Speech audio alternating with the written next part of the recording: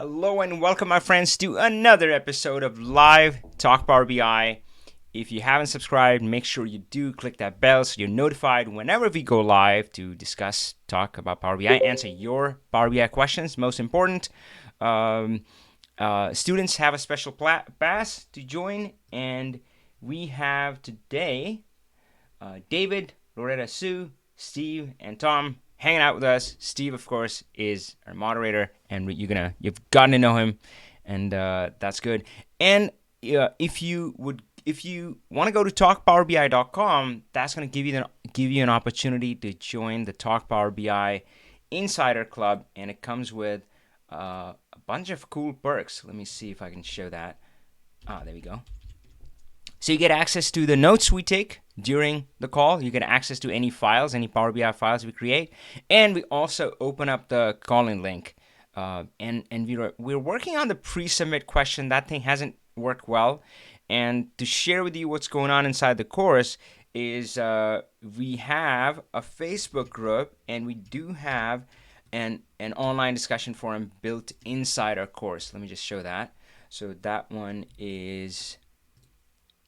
so our Facebook group is not this one, the Learn Power BI, and then we have a forum inside of a group, but we're experimenting with Slack, and we have, so as a company, I have been using Teams, Microsoft Teams, and we kind of like it, and it feels like Microsoft stuff works great if you're all within the ecosystem, but if you want to work with a whole lot of other people, then it's a little bit harder. Slack, on the other hand, gosh, it feels like that whole world is on Slack. I mean, the more people I talk to, they're just like on 20 different Slack channels. So we are going to be experimenting with a Slack forum for our pro level members inside the course. That's a smaller group, so we'll start there. And of course, if you've seen my vision of the program, where is it? I'll bring it up. But the idea is not just for to everybody to look at me for guidance and advice. That I mean, I help however I can, but we want to help beyond that. So, oh gosh, where is that image? Oh, there we go. Yeah, so this is what I want to create, a network. And we already have that to a great degree inside the course, but I feel Slack may give us more of an opportunity for that and so forth. So we'll experiment that with the pro level insider course. Then if that works out, we'll expand it to our student community. And then if that works out, we'll see if we can just make one for our Talk Power BI Insider Club. But again, still just go to talkpowerbi.com and sign up. Still pretty cool benefits. You get to call in at the end.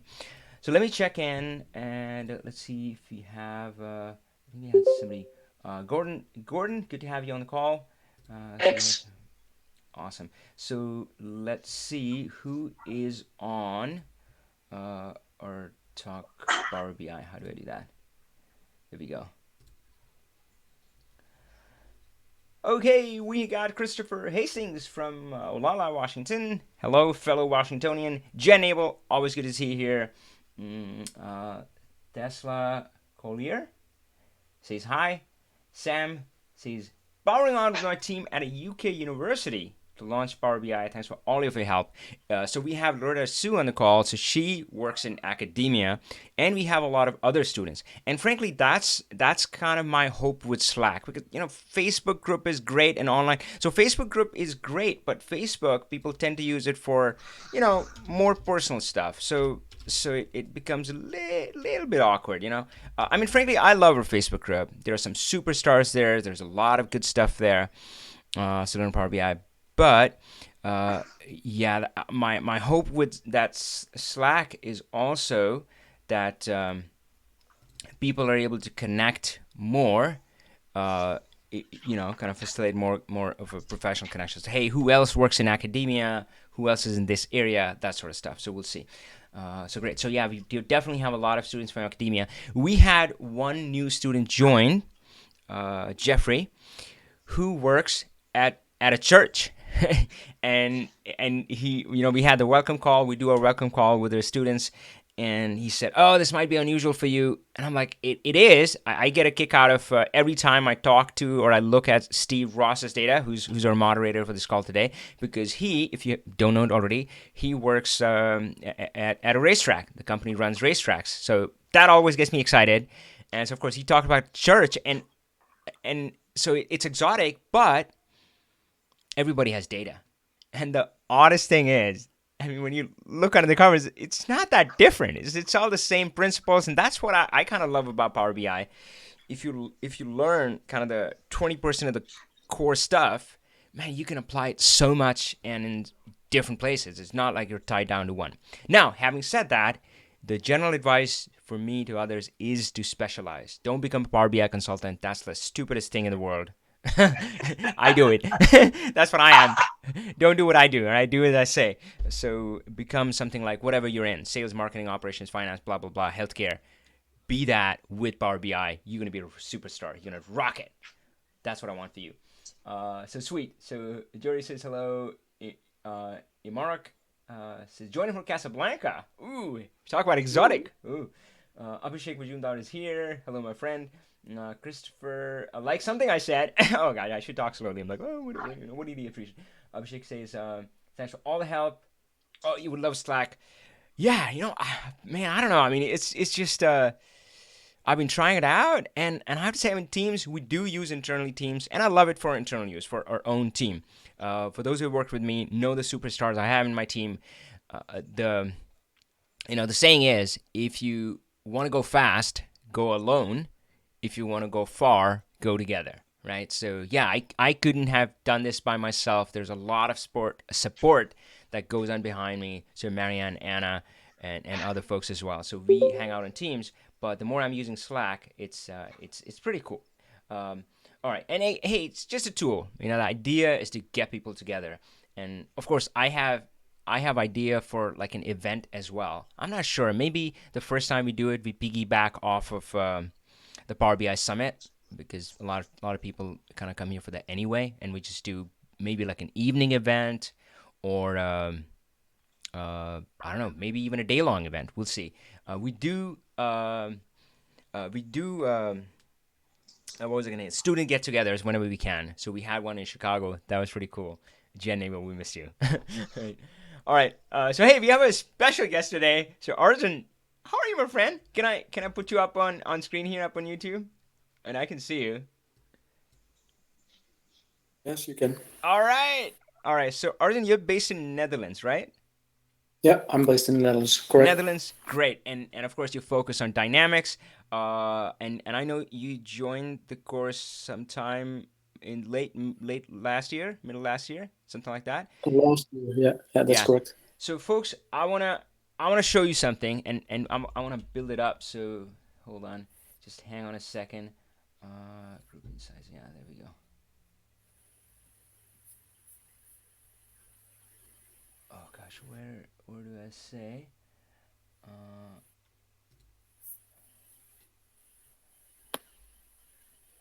oh, there we go. All right. Actually, so this is pretty cool. Uh, um, so in a group, I mean, you can see like Lori. She's amazing. So wait, she's in academia too. She's in a school, New Jersey school system network. Oh gosh, what is it called? Right. So she's been pretty active. But man, these two are superstars. And you can see kind of the number of comments and all this stuff. And so Arjun, I wanted to thank you for that. I mean, that's been pretty amazing.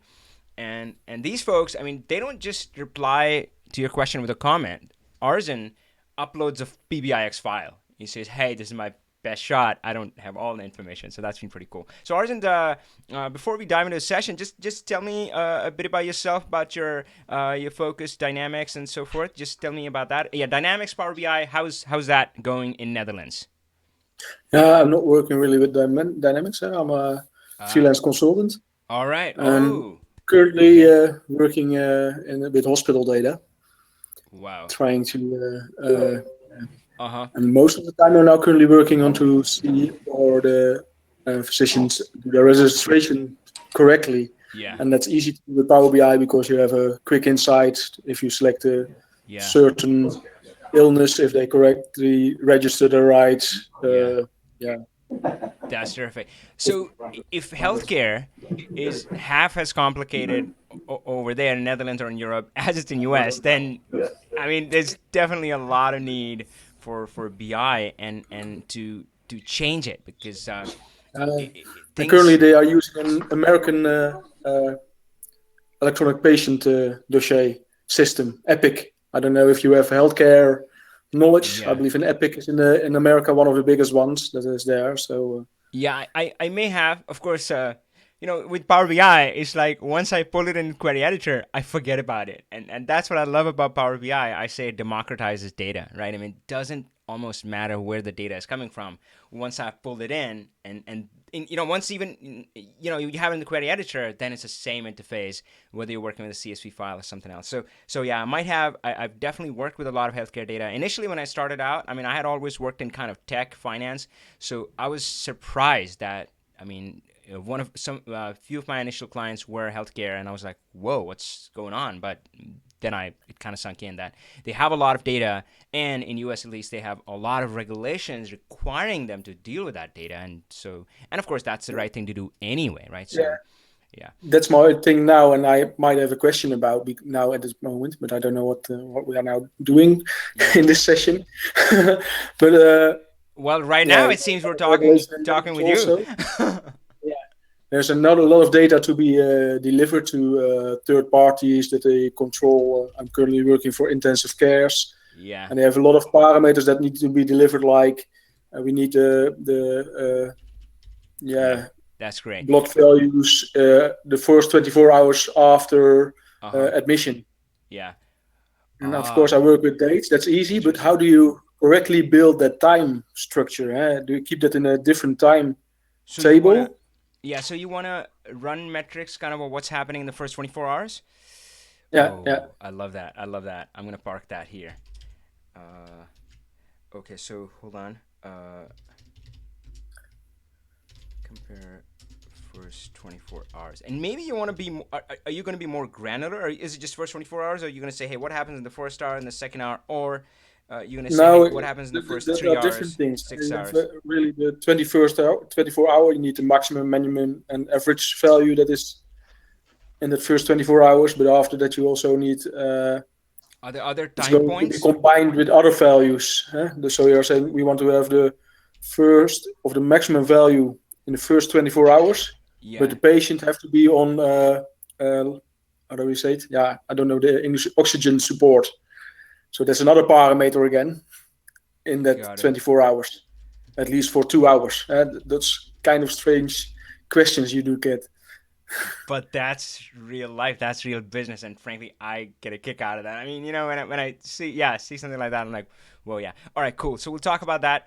I did want to say, hey, folks, if you kind of found anything that Arjun said interesting, and you've seen, he's pretty amazing. He's very giving inside the group. So clearly a great guy to connect to. So LinkedIn, I'm gonna post it in the Talk Bar VI channel as well. So yeah, go ahead and reach out to him. And let's play a game of. Do we know how well do you know Steve? So Steve, name your favorite animal. Horse. Horse. All right. Oh yeah, of course I could have guessed it. So hey, if you heard the name of Steve's favorite animal, just type it in the chat window, because sometimes that audio doesn't work. The student audio doesn't get piped to YouTube. It happened last time. So let's see if that's working. So if you heard, no, David, not you. You're on the go-to meeting. I'm asking the YouTube folks. Okay, so Avi Majumdar heard it, so that's great. So we're good to go. It's horse. Perfect, perfect. So Christopher, thank you so much. So great. So yeah. So today, and yeah, Arden, it was great talking to you. And folks, gosh, it's. I mean, the more I get into tech, the more I feel it's about people. I mean, when you look at data, and sorry, I'm getting a little carried away, but where's my, I'm not probably a family. Yeah, so here's Is this it? Nope, nope, this is not it. Sorry, I'm gonna. So the first time I drew this map, man, I got goosebumps. So of course it has changed since then. We have more countries. Colombia, we have a new student from Colombia, and so forth. So it gave me goosebumps, and the feeling, the message that I got from this was there are people behind data. I mean, for me, this was apparent. I mean, there's a person behind each of these dots, right? There's a real person. But man, I mean, you could be looking at the most boring financial numbers, and there are always people behind that, right? I mean, there are people who make that happen. I mean, the report itself, often, I mean, even if it's automated, somebody probably built it at some point. They make the numbers happen. I mean, somebody sold those products somehow, right? To make those dollars show up or something, right? Somebody spent that money and all of that stuff. And of course, there are people who are impacted by that data, right? I mean, you show something and it might impact their life. So there's always people involved. And I hope I never, I mean, frankly, I never saw it that way till this happened. And I'm like, wow, there's people data, boom, and I hope we never forget. So that's great. So it was good. It was really good to kind of connect with Arjun and just have a chat there. But today's topic is Power BI relationships. That's what I'm going to talk about. Let's see if there are any other shout outs online. Okay, so Abhi loved the top video. Great. So what is that name? Jean Pietro. I probably wish you guys names, but Jen Abel did say that she knows Epic very well. Oh, I don't know. I mean, I can't read the tone, but she's like, oh gosh, I know it too well. No, I'm just kidding. She knows Epic and using it right now, so that's great. Terrific. And I liked what Jean Pietro said. I'm just starting, but I grow every day. Forward progress is all that matters. We keep chasing this vision of success, of expert. I'm like, oh, I'm not an expert. I'm a newbie. Go ahead and keep calling yourself that or not, right? Just shed those labels. Who cares? Am I a newbie? Man, you put me in the in the wrong room. I know. I sometimes in the Power BI Summit I end up in the wrong rooms and I'm like, oh, I'm a newbie. And um, so yeah, so she just shed those labels, newbie, expert. Who cares? Just see what kind of impact you can have, right? I mean, you saw Arden how he steps into the community, and if you keep around those labels with you, I'm a newbie, I'm an expert, I want to be an expert, it just gets in the way. So terrific, Gian Petro, I love that progress every day. So Power BI relationships. So hey, we can. I thought about it, and I'm like, oh, I could give you like the tutorial. But my friends, the tutorial is there in my course and on my YouTube channel. So in my course, we have a whole module on relationships, all kinds of relationships, and that's there. So and it's covered as well on my YouTube channel. If you're starting out, the best place to start is a tutorial, and that shows up at the top of my channel. And yeah, it talks about relationships and so forth. So maybe we will, if you guys ask for it, I'll go kind of a step-by-step tutorial. But instead of that, what I wanted to do was do a real puzzle. So inside our class with the pro level, we also do private calls. So we have a lot of kind of what we call group consulting calls, and basically this is so my advice always to students is watch the course, but man, it's AdventureWorks. You're not going to really learn from AdventureWorks. I mean, learn that, but then go apply. Real learning comes from doing. So you're going to apply it on your data set. You're going to get stuck. You're going to hit your head against the wall, all of that stuff, right? But that's where the community steps in. I step in. They have touch points with me, with the community. So we do the group consulting calls where they're trying to apply something. And yeah, I do consulting in a group setting. But we also do private consulting for pro level members. And so in one of these calls, so I have this bigger in this over here.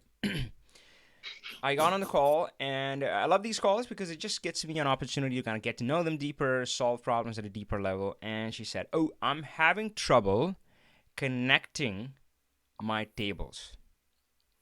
And I could see that she had this, she was trying to build this table over here, something about representative, like a sale. I think this was like a sales representative. But yeah, there was like rep number, rep name, RSM. So she was trying that, and she's like, I can't connect it, or actually maybe she didn't say that way. She said I can't. I want to analyze my data. So sorry, I mentioned that. So ignore that table. You didn't see it. She said I have this data, and I want to analyze it by my sales representative, and I'm having trouble doing that. So I'm just gonna stop there. So we're gonna kind of role play. So that's what she said to me. What would you say to her? Say to the client. What do you see? What do you see in this data set? So I'll give you some pointers. Uh, the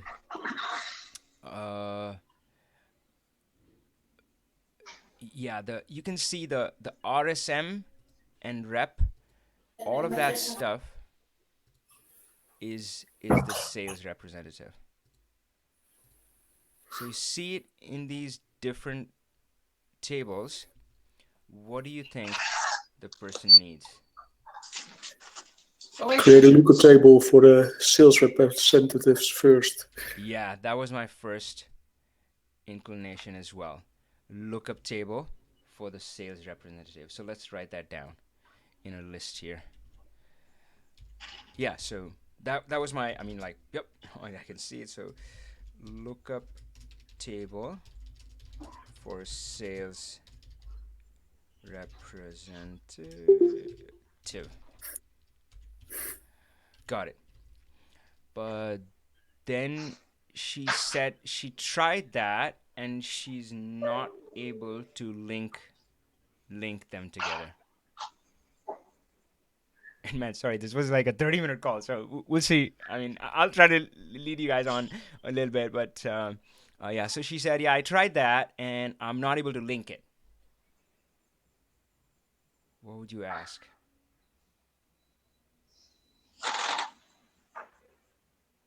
Is there a unique value for them? Say again.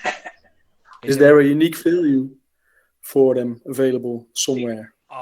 Good question. So, oh man, guys, I did not set Arden up. We didn't have a discussion about this. So, Arden is saying, is there a unique value? So this was close. I didn't quite ask her that way. I frankly, this was some time back, so I don't exactly remember the conversation. But I know what it led to was that I asked her about the error she's getting. So, I mean, what error do you get, right? I mean, when you try to same thing. I mean, we're talking about the same thing when you try to connect. And then she said the answer to this was that that standard error message which says kind of what Arden was saying, the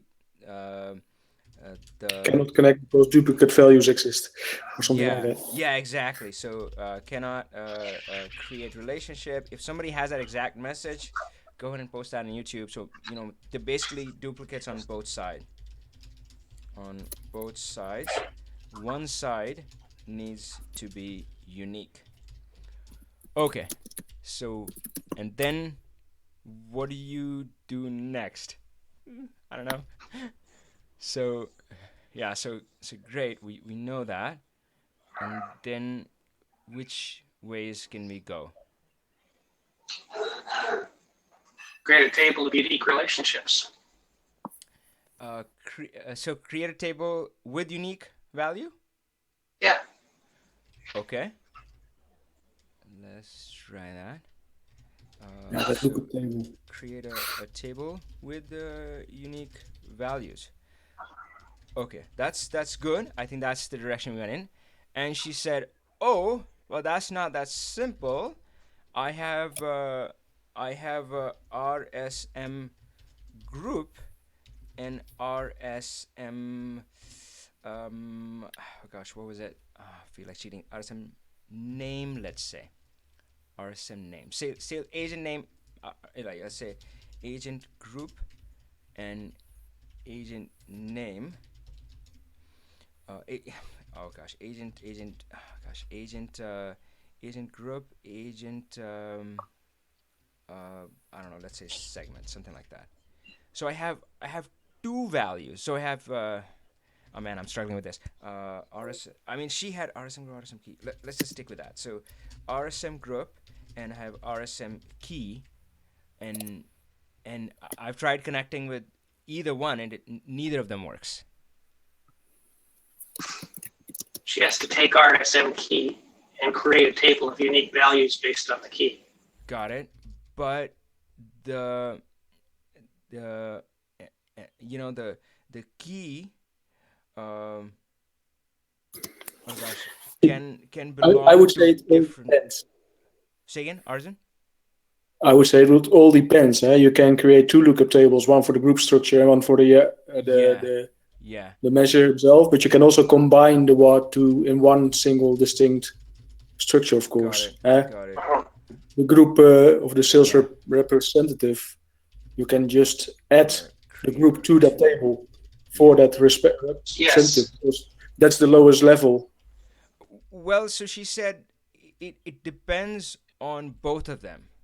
So key can repeat in different groups. What do you do now? Well, So your key is your lowest level. actually, yeah, that's what I was. Let's call it something else. RSM name group segment. Let's do RSM name. So Okay. name can can repeat in different can repeat in Can be in different more groups, you say. different different. Oh shoot. Avi, Yeah. do you mean that the RSM name can be in multiple groups? Yes. Yes. That's right. Yes. Can be Can in be in multiple RSM multiple groups. groups. Yeah. Man, it's So you, it's you weird. cannot combine it in one I'm single table. I'm feeling a little shaky on this as well. I mean, maybe I missed some details, but let's stay with this here. So yeah, so RSM name by itself wasn't good enough, you know. So she needed both. Yeah. Then, in this case, of course, I don't know the data that it is going to be in, Yeah, but the easy way is to split them to two tables, to two lookups, yeah. the group and the name. Yeah. That's one thing you can do. Or you can combine Ah, them to a single key. got it.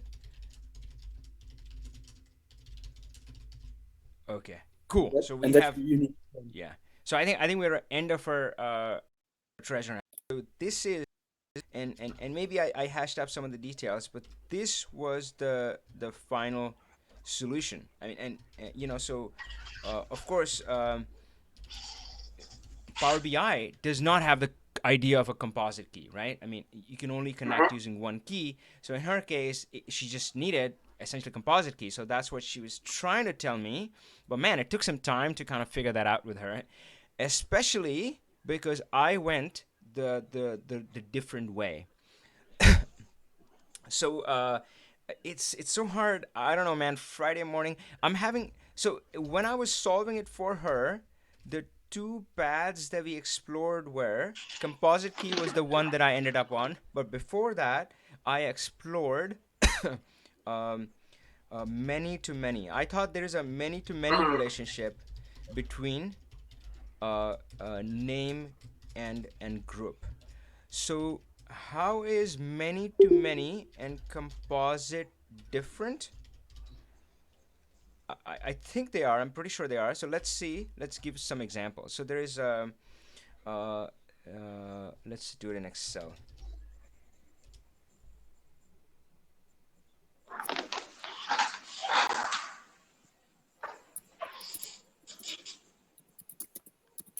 Oh gosh. Or is many to many a different way to express composite? No, that doesn't feel right.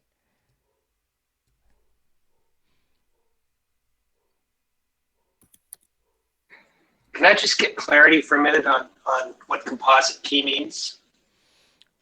Composite key means that the key is based on two fields. So Right. imagine, So a partner, so an RSM is a member of group one, group two, and group three, and there's three composite keys, in other words.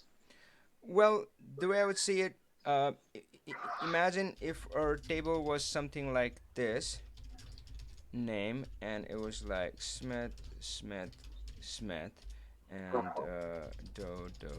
and something like that, right? And then we had John, Jane, Elizabeth, Robert, Henry. In this case, uh, we can't link it by first name. Well, let's change this Oh, again okay. here, I see. right? So we I can't see. link it to last name, but if Yeah. we make a key, and again, I mean, this is not the perfect example because it's possible that we'll have another John Smith, but at least in this Yeah. data Okay. set, we'll say this uh, and this, and that Yeah. becomes the composite key, right? So, Okay. oh, Yeah. I clearly messed Yeah. that up. So last name, first name. So the thing is that oops. So A2 in Power BI, in other tools, you don't have to have that combined column. You can just say that the key for my table is these two fields. So that's really what composite key means. So composite key is saying that I have a key which gives you the unique row, and the key is this column and that column. So the key is not a single column, it's two columns. So that's composite key. Power BI does not have that concept. It just doesn't. It doesn't know. You can't tell it. So you can't teach it that. So of course, we just combine whatever and your composite key can be more than two columns. It can be three columns, four columns, depending on the data set. Like, oh, if you find the order number and the line number and the receipt number and the invoice number, that is going to give you a unique row. So that four columns becomes a composite key. So Power BI doesn't have the concept. That means you just have to combine all the composite key into one key, and then that it becomes kind of your primary key. So that becomes your unique Okay. table. Yeah. So cool. So let's go back many to many and composite. So this is composite.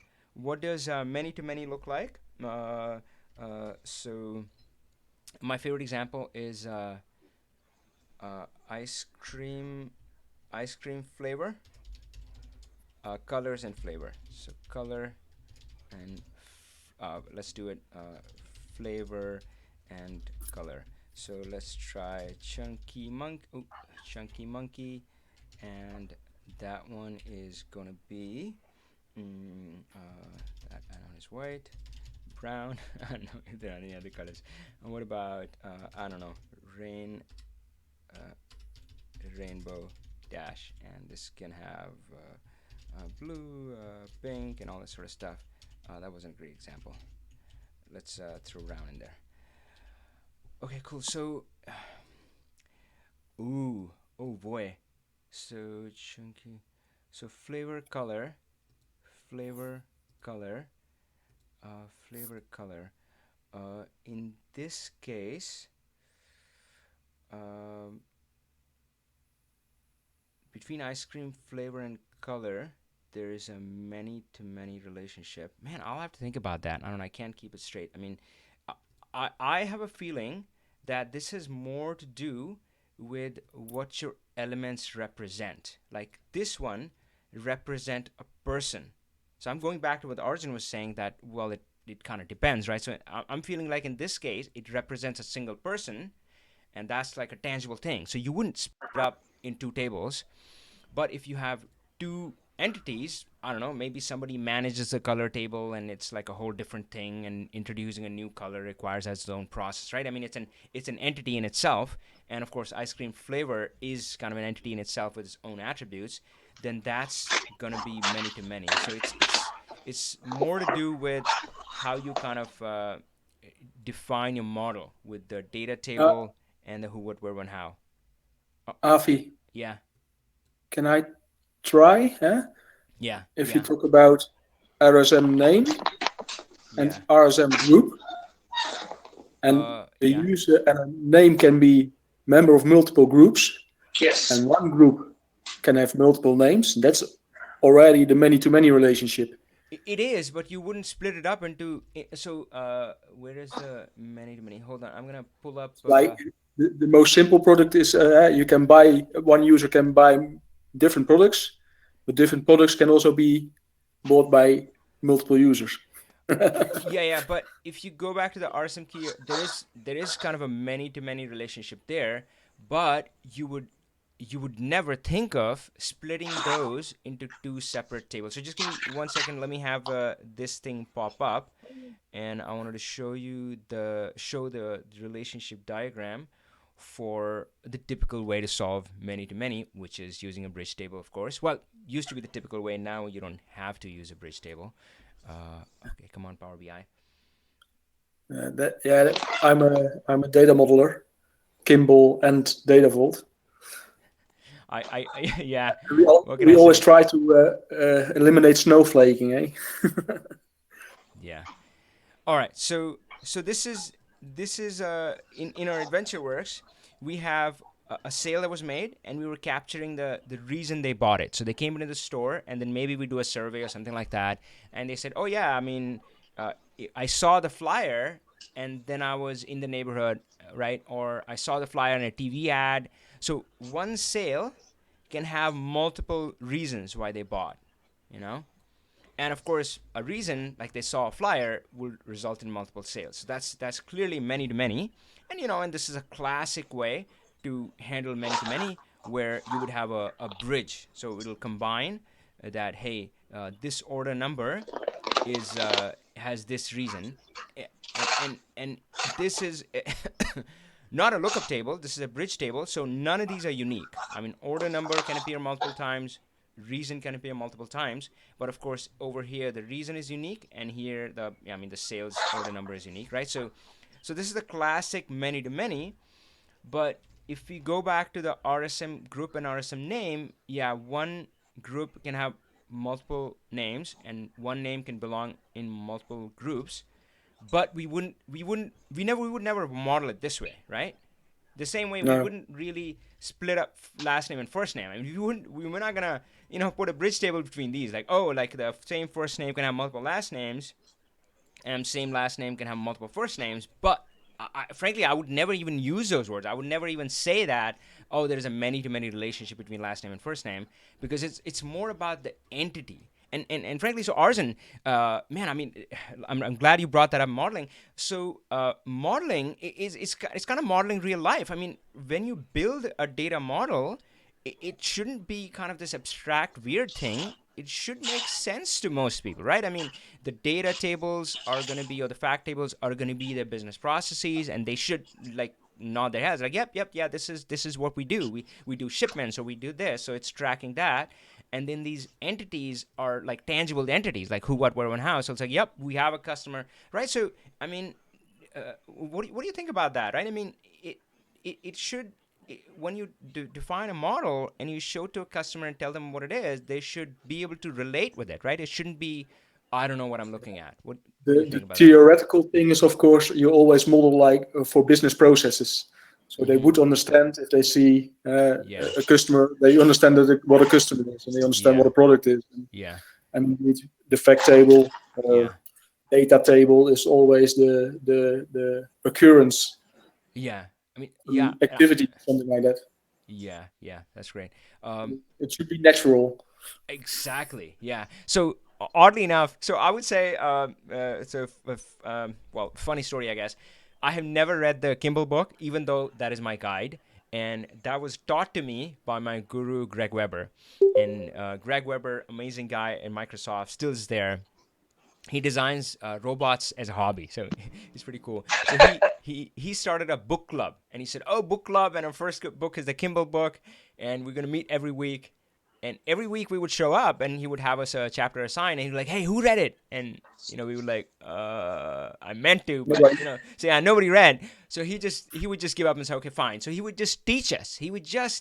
And man, I mean, that's the only way I've learned, and that's my extent. I've never kind of really opened the book. But the other day, someone on the YouTube channel, they asked me that, why model it this way? And I was stumped at that point. I was like, because Kimbo says so, because it's the best practice, because everybody does it, because it works. I know it works, man. I mean, I've seen people who kind of twist them in circles trying to like create a report, so they're not thinking about the model, they're thinking about the report, and they're like, just twisting themselves up in relationships and really complicated DAX. And we set up a model, and it becomes easy. The DAX becomes sum of sales or something simple, something really simple, right? So I've seen it works, but I didn't know what to say. Like, why do it this way? But and I'm glad we had this conversation. I feel we do it this way because we're modeling the real world. This is not something weird or I mean, we're not alchemists here. We're not trying to make gold, right? So it's not some secret recipe. We're just trying to reflect the world in the data. And that's why we do it this way, because the real world has these structures and these relationships. Yeah, but I still think it's a big part of how easy you can use Power BI. If you do start here wrong, and I see that a lot in what's coming up in questions, that it's not modeled. Yes. They are just getting an Excel sheet or a database and they import it into Power BI and then they are starting with that and then you're going to make mistakes somewhere. Yeah. So you see, Power BI is an easy tool and everybody can use it. But if you don't know how to model your data correctly, it's absolutely. I couldn't agree more. So the general graph I've seen people is that Power BI is initially really easy. I'm like, oh, fun! Look at all this stuff that I can create. But then it gets increasingly hard as they start running into these problems which they cannot solve. And a telltale sign that you're in this no man's land is you start saying things like, oh, it was so much easier in the old tool. Oh, I mean, I could do this so quickly in Excel. Excel was so easy. Excel is so much better.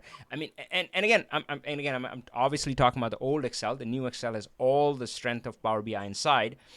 And man, because you're forgetting how painful that was. Now, of course, the good part is that you get over that. And once you start the concepts, it becomes super easy. And of course, parallel to that is your productivity or your efficiency graph, which goes like this and then plateaus and then it takes off. And of course, friends, while we're on the topic, my goal as a trainer is to simply ease this transition for you, kind of give you that shortcut by teaching kind of this stuff that you need to know. So modeling, I definitely believe in that. People just sometimes focus on reports. Instead of that, if you focus on model first, it's going to be so much better. If you do want to know... go ahead, Arden. Yeah, just one break. Now I see this model. Oh, picture back. Yep. To your UBI. You see the sales. That was one of my questions on your Facebook. Sales reason bridge and sales reason seems not to be in the Access file. Or did I skip some steps to get there? No, it's I think there are two Access files. So let me see. Go back to the course.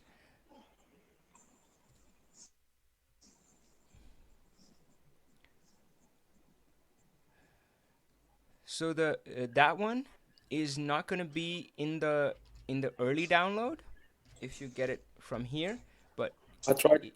03. Yeah, exactly. Yep. So if you start, that's not in there also. That's not. That wouldn't be a good thing. Let me check really quick. At least yesterday, not. Okay. Or I did a copy error somewhere, but. Yeah. Let's see. So I'll check that really quick. Oh well, all it has is a Access database.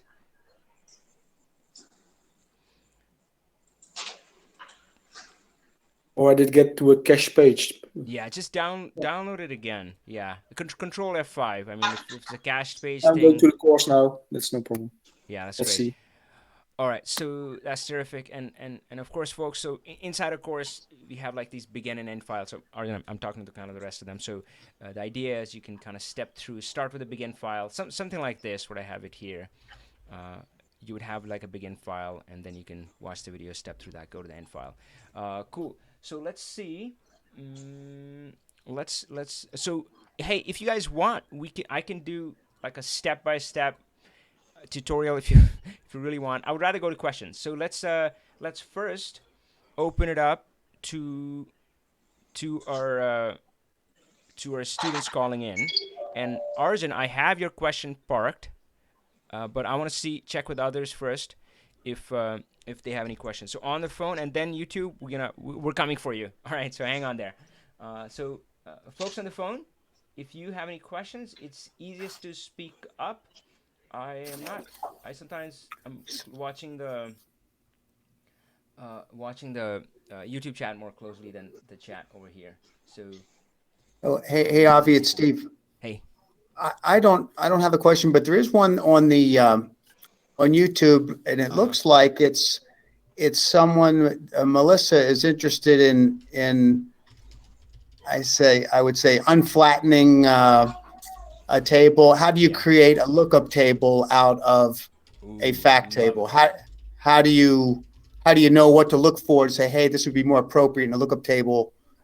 I need to do that. So this is amazing. Oh gosh, Steve, thank you. There's a reason we have a moderator, Steve. So that's perfect.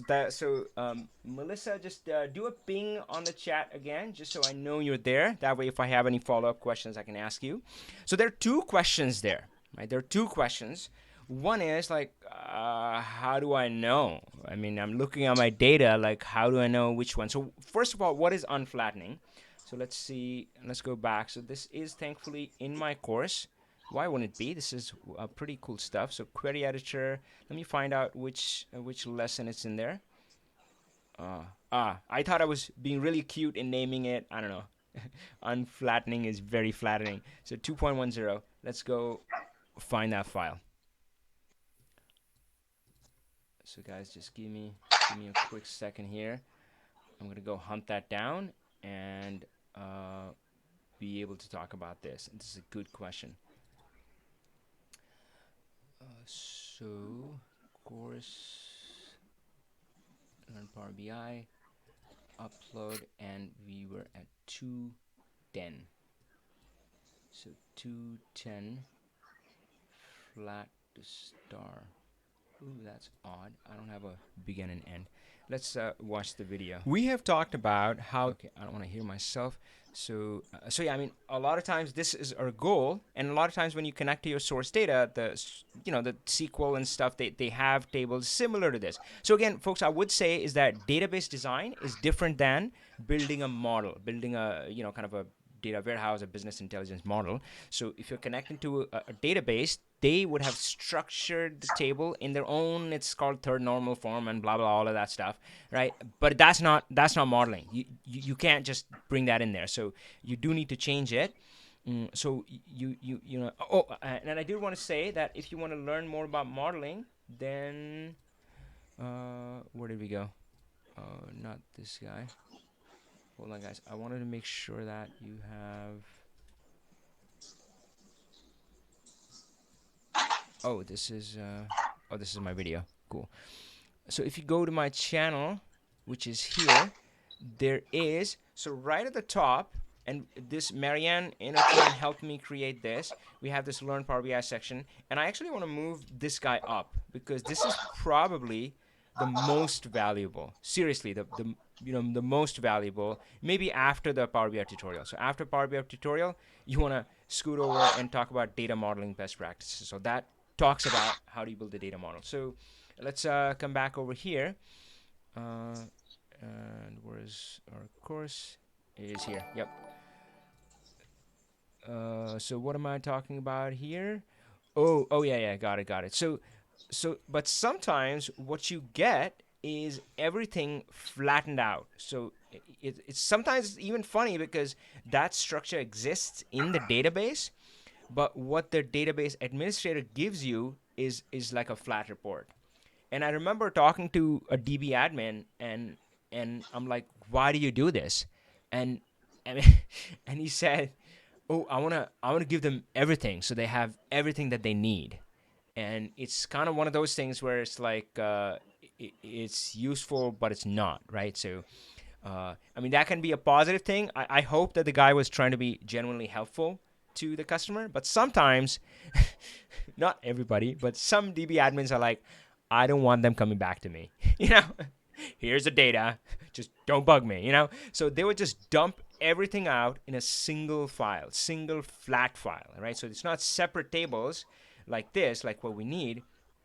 It's just a single file, and it has kind of the sales stuff. It has the product name, blah blah blah, the customer. All of that information is in there already, kind of a single thing. So, and you can work with that, and you can still just bring a flat table in Power BI and analyze it that way. Now, that would work in the short term. It would not work in the long term. You would start running into big problems. I wish I knew how to say it in Spanish. Mucho problemas. I don't know. My son is learning Spanish. I'm not. So big problems. And yeah, it's just, gosh, I can go deeper into that, but I won't, because we're talking about. So I'm thinking you understand that flat is not good, and you want to unflatten. So what do you look for in there? Well, that's the first thing, right? So, and again, you're modeling real life. So you would look for attributes which are like, well, is this like an entity? Oh, this is like an attribute for a customer. Or this is a reason. So a lot of these things you would probably know and talk about in your company anyway. You would see in other reports, other people presenting things by region that will be aware, right? So again, ask those questions: who, what, where, when, how. So look through the data and scan through, and it's like, is there a who in there? Who is the who? Is it the customer? Is it the employee who made the sale? Is it the customer who paid? Is it I don't know, something else, right? So you ask, is there a who in there, and what are the attributes that belong to that? So once you identify the who, it's like, okay, who is the customer? Which attributes belong to the customer? Oh, birth date, full name, da da da, all of that. Is there a what in there? Oh, there's product. That's the what. Well, that's what's selling, and it could be something else. It could be I don't know, yeah, a contract or something like that, right? So what is the product, and what are the attributes for that? So you identify that, and you can do it in Excel, where I dump a list of all the column names, and then I just flag them. So, oh, this is a customer, this is that, this is this. Or you can, I don't know, do it visually and color code them or something like that, right? Doesn't matter, right? So you do that, you identify the who, what, where, and how. So that's the first step. Frankly, the first step is appreciating that the need to unflatten. Because most people do not. Because if you bring in flat data, it works, but not for the long term. And that's the graph that we talked about, right? I mean, you start off here and it's like easy. Oh, I imported my data and look at me. I can build any visual that I want. But then you go on and it's like, oh, you're pulling your hair out, right? So that's what's coming for you if you don't focus on the concepts. So you appreciate the need to unflatten. So Melissa seems has crossed that bridge. Let's check in on the chat window, see if she said hi. Melissa, say hi if you. Oh wait, sorry, it wasn't scrolling. Boy, I missed out a whole bunch of chat messages. Okay, I don't know. It should auto scroll. Oh, Kirill is here. Kirill, my friend, always good to have you here. And folks, last week, if you remember, we said we're gonna invite Kirill. I'm not sure if my team has reached out to Kirill, but we would, and we would have him here, just because he's pretty amazing. All right, cool. So good discussion there. So let's carry on this. So first, let's. So we talked about this, the need to unflatten, and then we talked about this, like how do you know which parts to unflatten, or basically create new lookup tables using that. Tables, and that we talked about as well, which is you look at them, you look at the entity, and it's like, oh, the who, what, where, and how, and all of that. And if you where, when, how, and if you watch the modeling videos, on my channel, and of course there's it's the stuff inside the course as well, then you would see that I talk about that modeling. You should do it on paper, on paper, on whiteboard, something like that. Don't just fire up Power BI desktop and start modeling there. It's actually fun doing it on paper. I like that. I enjoy that. So you identify that, and so now you know. But then the question is, how do you do it? And I'm going to add one more. Ooh, pros and cons. Actually, it's not pros and cons. It's like there's a downside to this approach. There's some limiting factor. Oh, that's going to be like a bonus fun question. So how do you do it? Let's see if you have flat to star. I don't remember what state this is in. Okay, well, fine. Let's just see.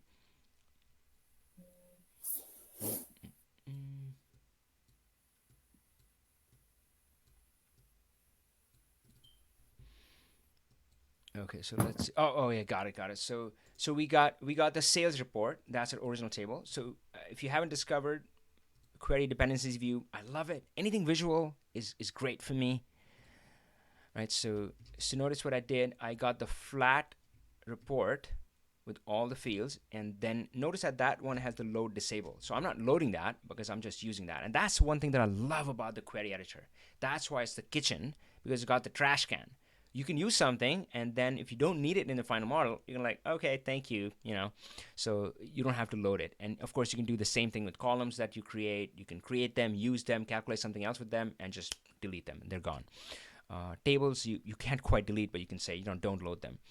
So there, from that, we're doing sales, we're doing product, we're doing territory, and we're doing customer. And the video goes into that, but let's see if I can do a quick tour of that. So the sales table, the data table is simple. You notice that it just has 2 steps here. Hold on, let me move this here. So sales table just has, I start with a flat sales report, which has all the columns, and then I just remove all the columns which are going to end up in my lookup tables. So anything that I had identified as a lookup table, so product attributes, customer attributes, all of them I remove, and that's it. So your data table is done. That one is easy. The lookup tables, you start with the same sales report with all of the columns, and then you only keep the columns which are related to the lookup table you're trying to create, right? So I got this. And once you do that, then hopefully you have clean enough data that you have a key, then you just do a remove duplicates, and that's it. And that becomes your lookup table, and same way with territory and customer. And now you end up with something like this, a data table. Data tables, I always make it taller. Because, why? Because your data tables should be lanky, tall, and narrow. And your lookup tables should be squat, short, and wide. And yeah, if you're doing modeling correctly, that's good. Yeah. So I visually, to remind myself of that every single time, because man, this stuff is important. This stuff is really important. So every single time, even if the data table has like three columns, I make it taller just to remind me it's a data table. If you haven't like identify, if you have a model and it's just a bunch of tables and you don't have this idea of like, oh, this is my data table, this is my lookup table, you missed a turn, my friend. All right, anyway, so that's how you unflatten. Melissa, hopefully that helped. Oh, great. Kirill is helping others on there. Awesome. Now my question, and I'll ask my students to give the YouTube folks a chance on this one. Maybe you can put it in the chat window. I'll come back to the chat. So don't say it out loud. What is something that you cannot do? What is one question that you cannot answer with this approach? So if the DB admin hadn't done this, hadn't combined, mashed all of it in one table, instead of that, right? So,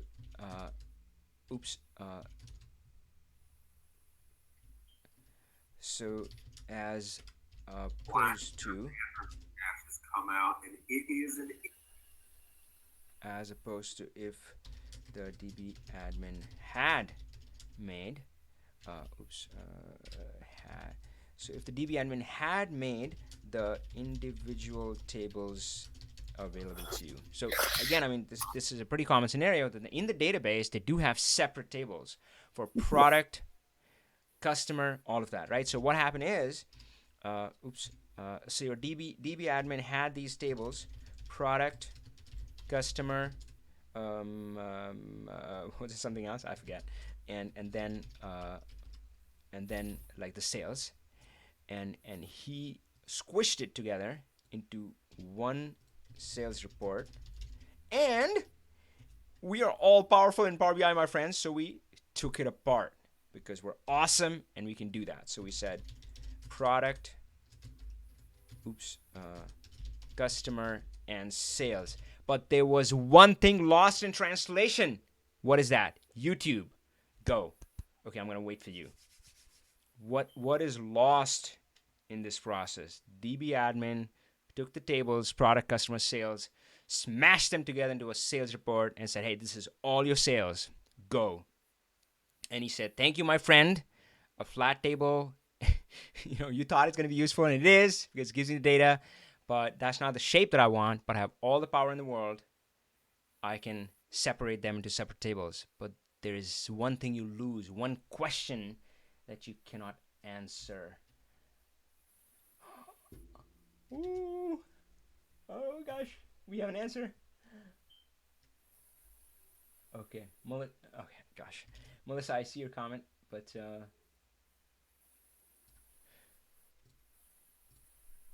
Oh. Guys, this is good stuff. Jury. I hope I'm saying your name right. You cannot say what products are not sold. So let's see what she says. You will only get the dimension where it could be derived from the facts. Since the DBM did probably an inner join, get the data set.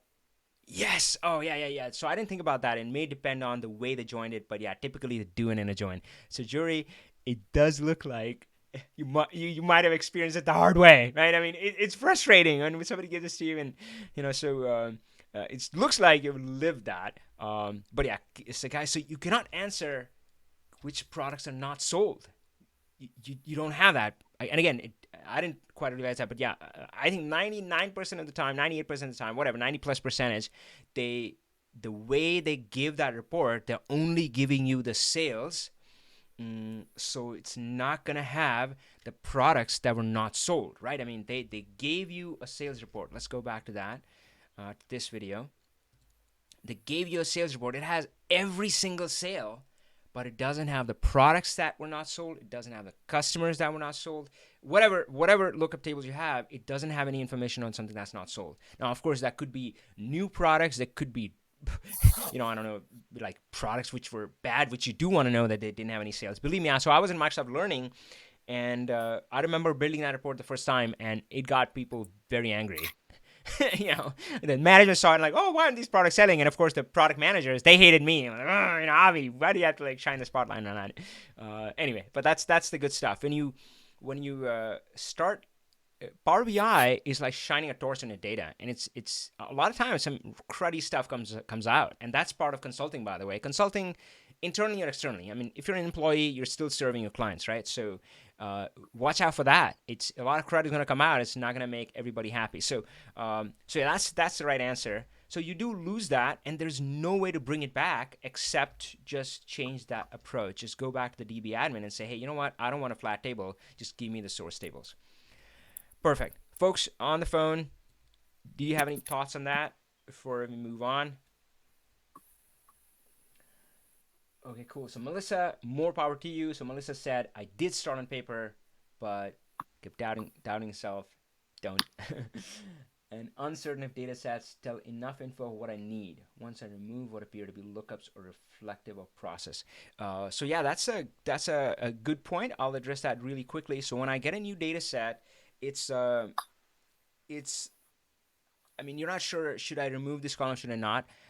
I like building my models kind of from the inside out. So I like keeping only the stuff that I know we need.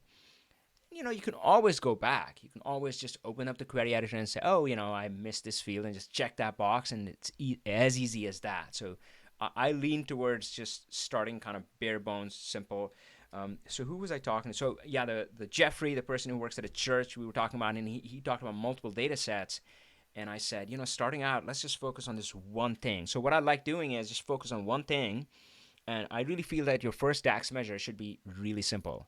It should either be a count or a sum, or, well, you can do both, right? That's it. And then you slice and dice the heck out of it. And of course, if you have a structure like this, I mean, you can, with a sum and a count, you can do a lot of stuff. You can shine a lot of light on the data. Believe me, I mean, you will build stuff which will say, oh, what, really, right? And with the interactive filtering, it's like, oh yeah, this is high in July. What's happening? And you click, and July happens. That itself can blow people away. So if you're working on Power BI, MVP, minimum viable product, start with something kind of really simple. Cool. So we took one from YouTube. Let's go back to Arden to compare first 24 hours. So Arden, I'm going to point you to an article I had done when I was working with PowerBIPro. And so let's see, PowerBIPro. And I think it's similar. But yeah, you can tell me. So, oh gosh, man, how do I find it? PowerBIPro, and it was, what was it called? Cars, something like that. Shoot. What was it called?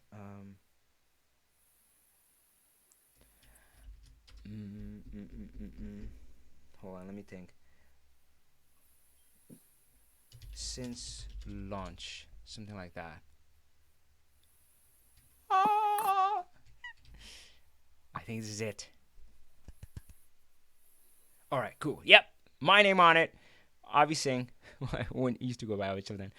All right, so Arden, I'm going to walk you and our audience on YouTube through the problem that I was looking to solve.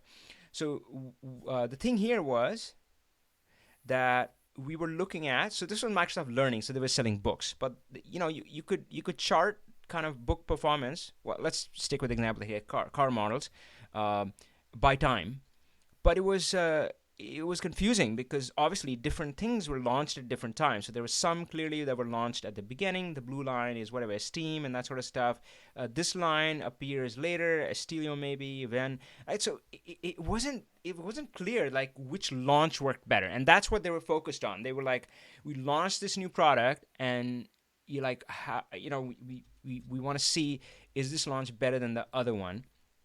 So this view didn't work at all.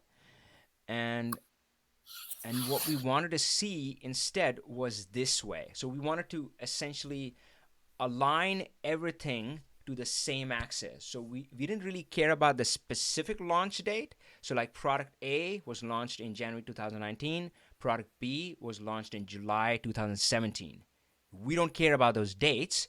Whenever you launch, that's day 0 for you. And then we do a new calendar table, which is not January, February, March. It's just month 1, month 2, month 3, month 4, and so on, right?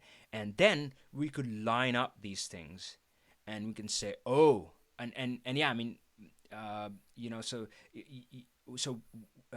think this is kind of typical. This is what you should expect to find. There'll be some which are duds, which like didn't go anywhere. I mean, it started slow and just didn't go anywhere. And then you would see it was like, oh, the launch was faster.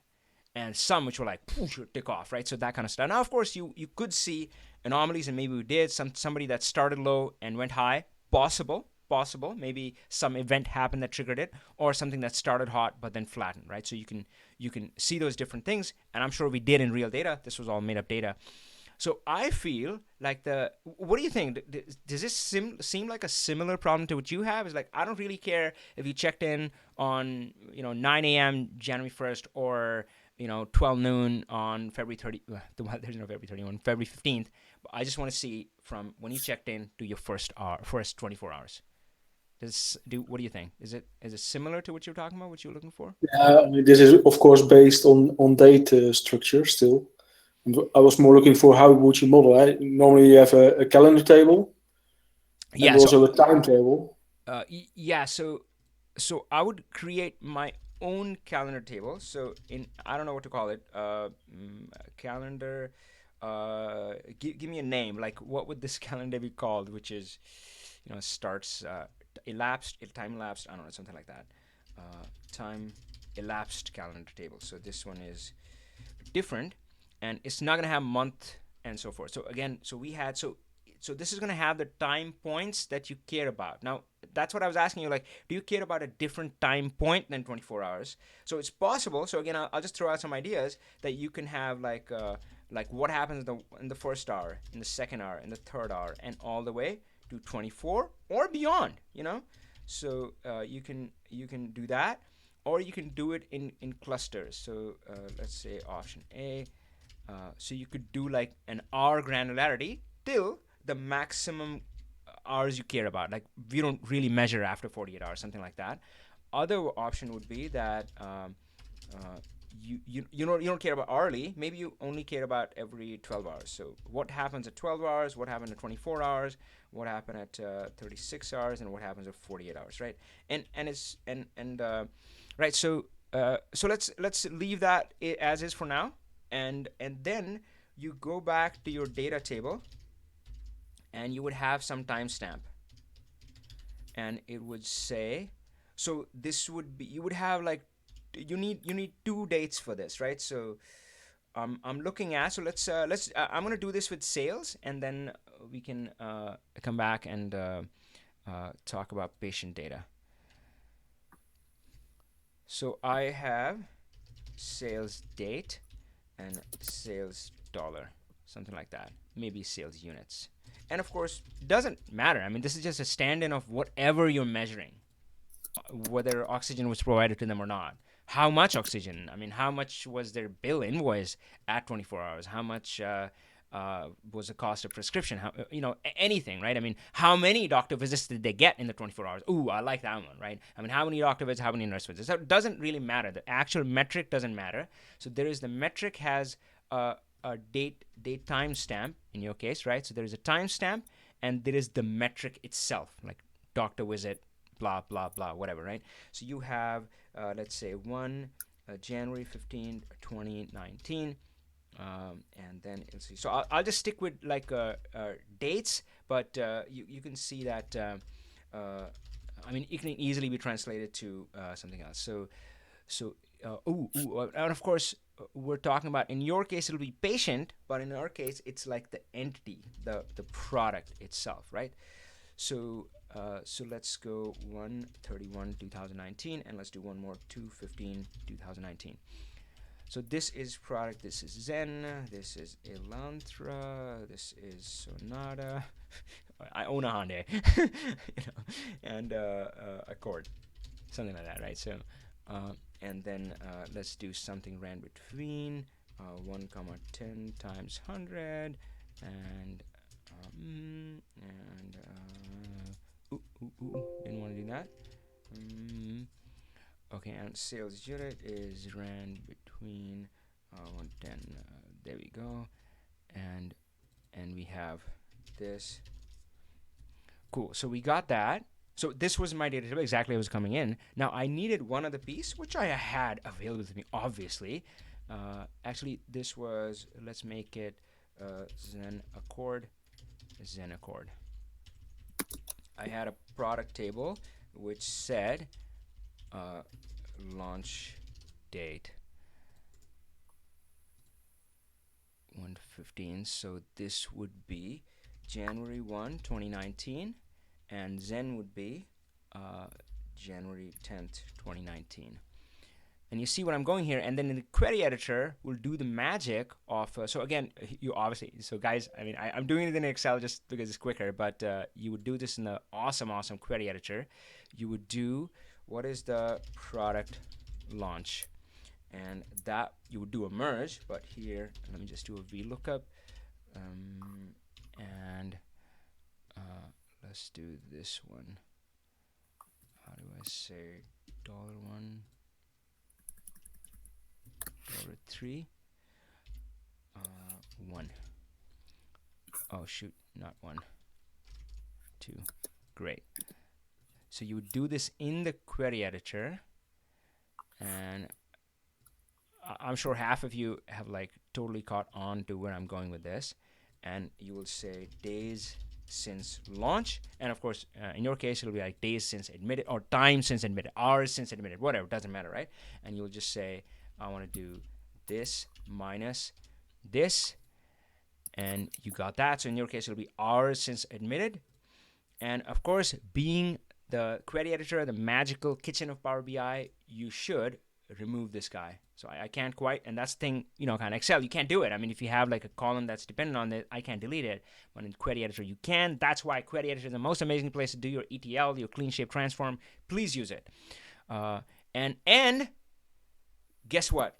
This is the key that connects you to the special calendar table you created. All right, so Arden, what do you think? So in your case, let's just change it, like admit time, and this is patient name. This is I don't know, doctor. Let's do this. Doctor visits and oxygen volume in cc or something like that, right? So it doesn't matter. I mean, this metric is whatever you're measuring, and then you can say days since admitted. And in your case, you would be at a finer granularity. You would have like a like a and of course I realize that one patient can be admitted multiple times. So this, yeah, I mean, you would have to like this patient admitted on this date and time, well, something like that. I mean, the admit date time was will be something different. So what do you think? Does it sound like promising? Does it seem like it's going to move you in the direction you wanted to go? This is also a nice idea to see indeed. But yeah, I just did send you the real question that I did get. Yeah. Okay. What is it? Because it is already some aggregated data, what you're looking at now. And I'm really getting every 30 seconds real-time data delivered to Power BI now currently. Each patient is measured every 30 seconds an oxygen level, and they are asking, give me all patients, and then a lot of data to that patient, but give me all patients that have a oxygen level below 60% in the first 24 hours after admission. So you have to first calculate what is the thing, filter out.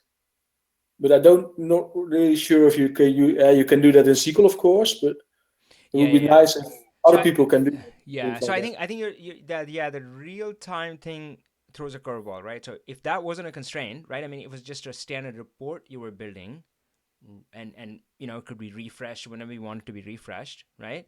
So not that every 30 seconds or whatever. If that constraint wasn't there, then this approach would work, right? Yeah. Yeah, so then this approach would work, and frankly, yeah, I haven't solved it in like a real time streaming data set where it's just kind of being fed. I'll have to think about that, or maybe. Oh gosh. Let's use the part real time, but just say you know, I mean, frankly, you have 5 million records saying only you have a table with admissions, and you have a table with all oxygen measures. Yeah, I mean, I think you were onto something when you said that. I mean, so this logic can obviously very easily be applied in SQL as well. So maybe this whole logic, instead of modeling it in Power BI, which would be awesome because it lets you do really cool reports like like this and more.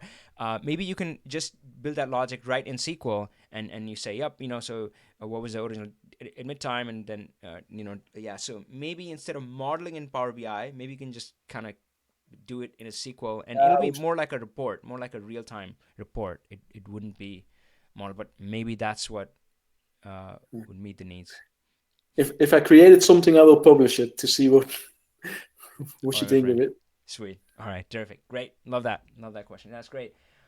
All right, so Steve, help me catch up. Is there something interesting that Kirill didn't get to already?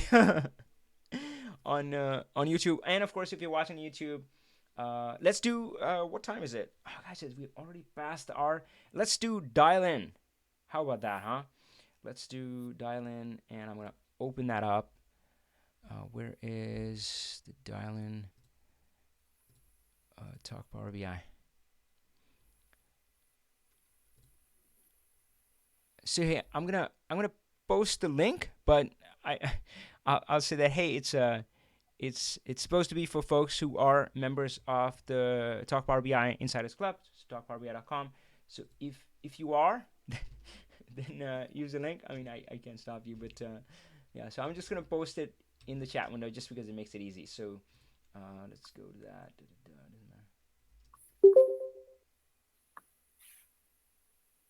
Oh yeah, so Kirill was talking about. Yeah, I've seen that 520 demo. So let's. Okay, for Talk Power BI Insiders. Okay, I think that link worked.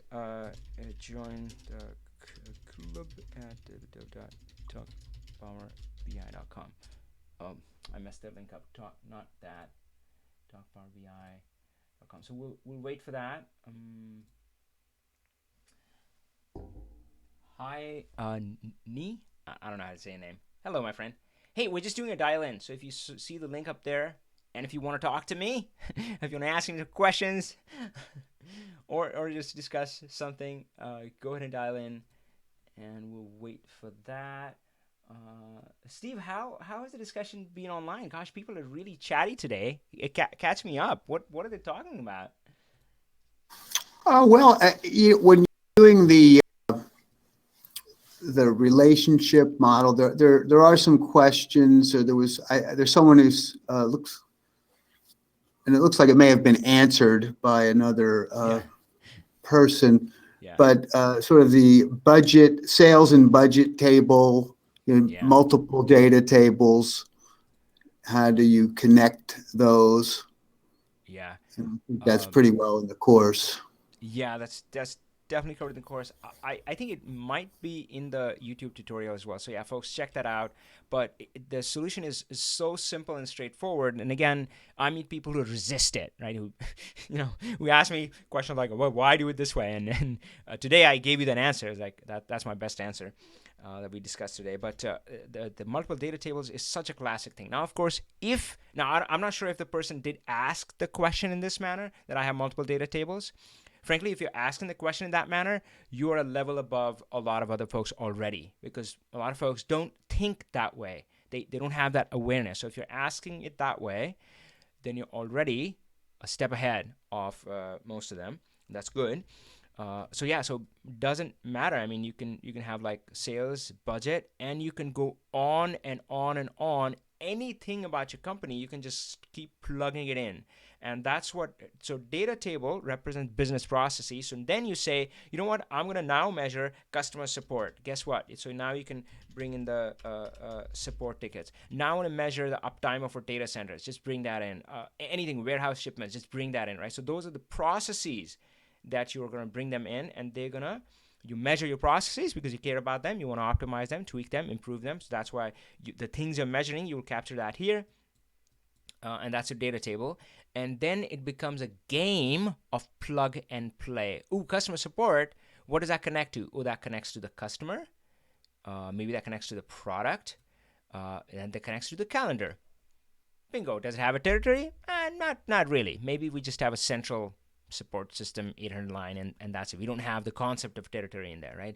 And it may have sometimes. So typically when you build a model correctly, you don't have to like keep redoing your lookup tables. They are golden once you do that, man. And that's why if you put the effort initially to build the model, build the lookup tables, it's harder. It's going to take more time to think that way, build it that way, but it pays dividends pretty soon. Because once you bring new stuff in, it's just plug and play. You bring the next one and say, oh, yep, it connects to this, it connects to this, it connects to this. Bingo, right? And the rule is you can analyze anything and everything you want, but if you're doing it together, like for example, in this case, we're analyzing sales and budget together. If you're analyzing budget, well, you can analyze budget the way you do it. Analyze sales independently, just analyze it how you want. If you're analyzing it together, you can only do so based on the common lookup tables. In this case, they have two in common, calendar and product. But if they had just one in common, like budget had like a separate lookup table somewhere here that it was connected to, and then it only connected to, I don't know, calendar, then you could only analyze sales and budget together based on that one common lookup table. It's simple. So doing it is simple, and just kind of analyzing and doing. And by analyzing, I mean writing measures, putting on graphs, whatever. Just do it based on common lookup tables. All right, cool. So did you watch online stream? Awesome. Hello, my friend. Hello to Saudi Arabia. Conform dimensions. Yeah, I try to. Try not to use the Kimbo lingo and apply those concepts. So kind of like that. So yeah, I just say lookup tables. Yeah. Great. So yeah, spot on. So hey, come on, folks, don't leave me hanging here. So Zoom link is there.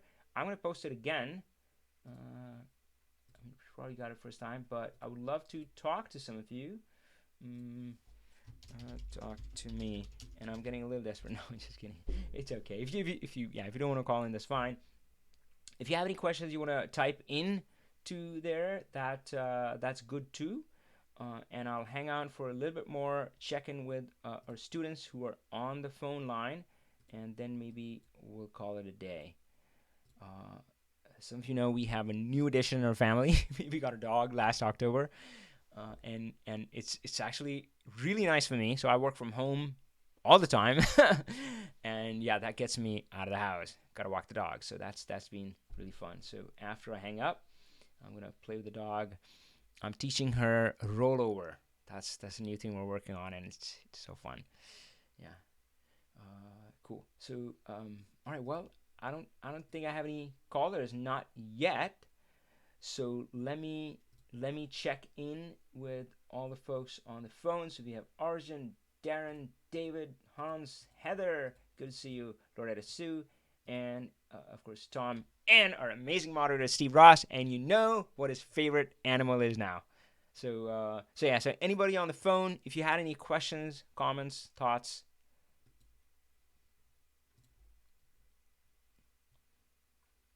Hey, Avi, this is Tom. Hey, Tom. How's it going? This is a comment not in regards to this discussion so far, but it's over a new personal improvement over the holidays. For the first time, I incorporated Power BI plus R and derived a correlation plot for the Forex model just so I could see how to do it. Now I understand that is super powerful. If anyone is a stats type person using R, man, you have to see what it does inside Power BI. It is amazing. Boy, I gotta, I don't know. It's one of those things I've kind of avoided for such a long time. My friend Greg Weber, the guy who taught me, Kimbo data warehousing and all of that stuff, data modeling, he used to joke. And he was serious. He said, "Avi, you can't call yourself an analyst if you don't know R."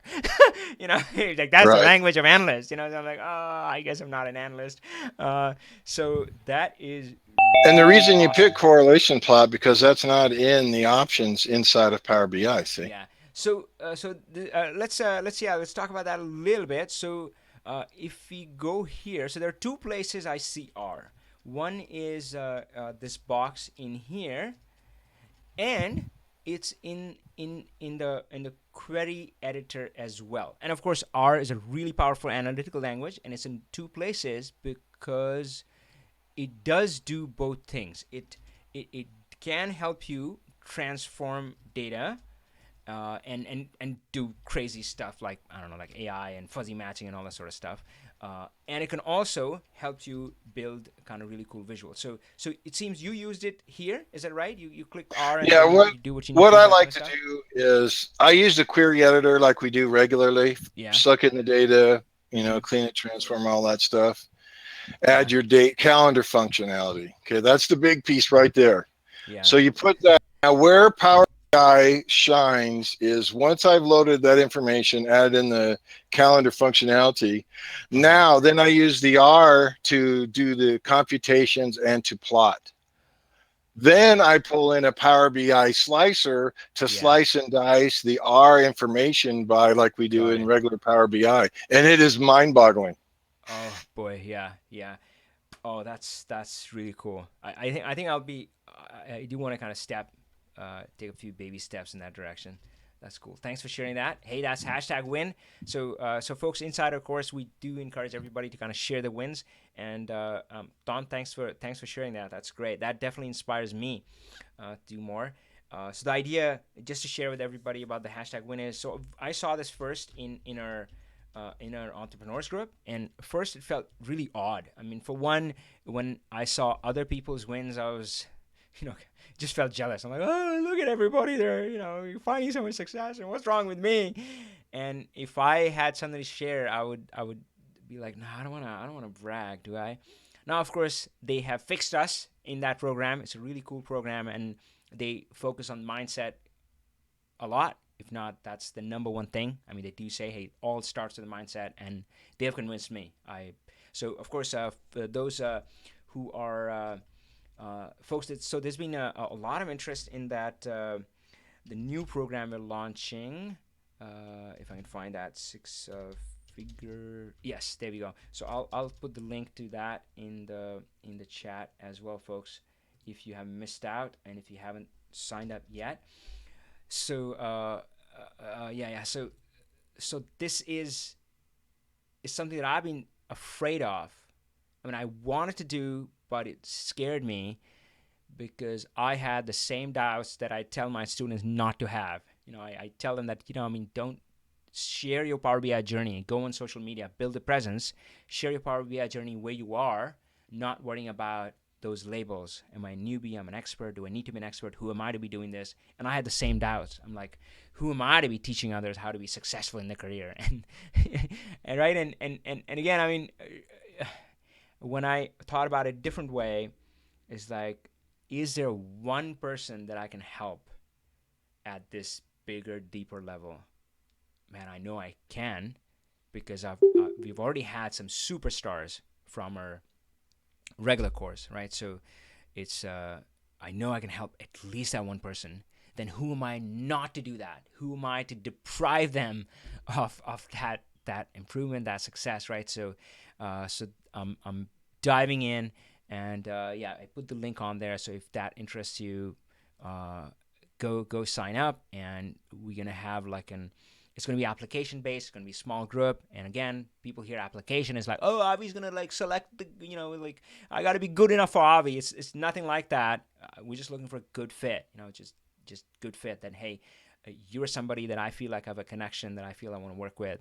And, you feel like the kind of help that you need where you are right now, that is what I'm planning to provide in this program. So yeah, so we're gonna do it that way, and yeah, see how that goes. But yeah, that's good stuff. So we have a caller. Let me say hello. Well, do we? Nope. We had a caller. Sorry, I saw somebody join. No worries. All right, guys, so I guess let's end it on that. Oh, I was talking about a program. Sorry, I got sidetracked. So #win, so they fixed us. So now I know why I got sidetracked. So I was talking about mindset. So they have convinced me that mindset is the number one thing. So I know that we are going to be talking about mindset in that program. Don't think you can do it. Who's that? That's Winston Churchill's quote. Whether you think you can or you can't, you're right. So yeah, your choice, right? So we encourage this in our class, and we say, when you see others win, always see it as an example of what is possible. That's it. Simple. And when you are sharing something, we just say it should be something that brings you joy, and you're sharing that joy with others. That's it, right? And that's why it doesn't have to be. So sometimes we have people sharing a #win saying, oh, I presented in front of the boardroom. And that's pretty cool. But sometimes we also see that, oh, I used filter for the first time. Awesome. Whatever brings you joy. That's what counts. Ooh, let me...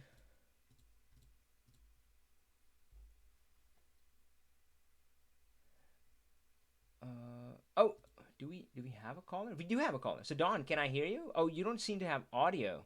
So you're saying watching and listening, but can you turn on audio on the Zoom call? Don Shearer from Saudi Arabia, my friends. So yeah, that might be...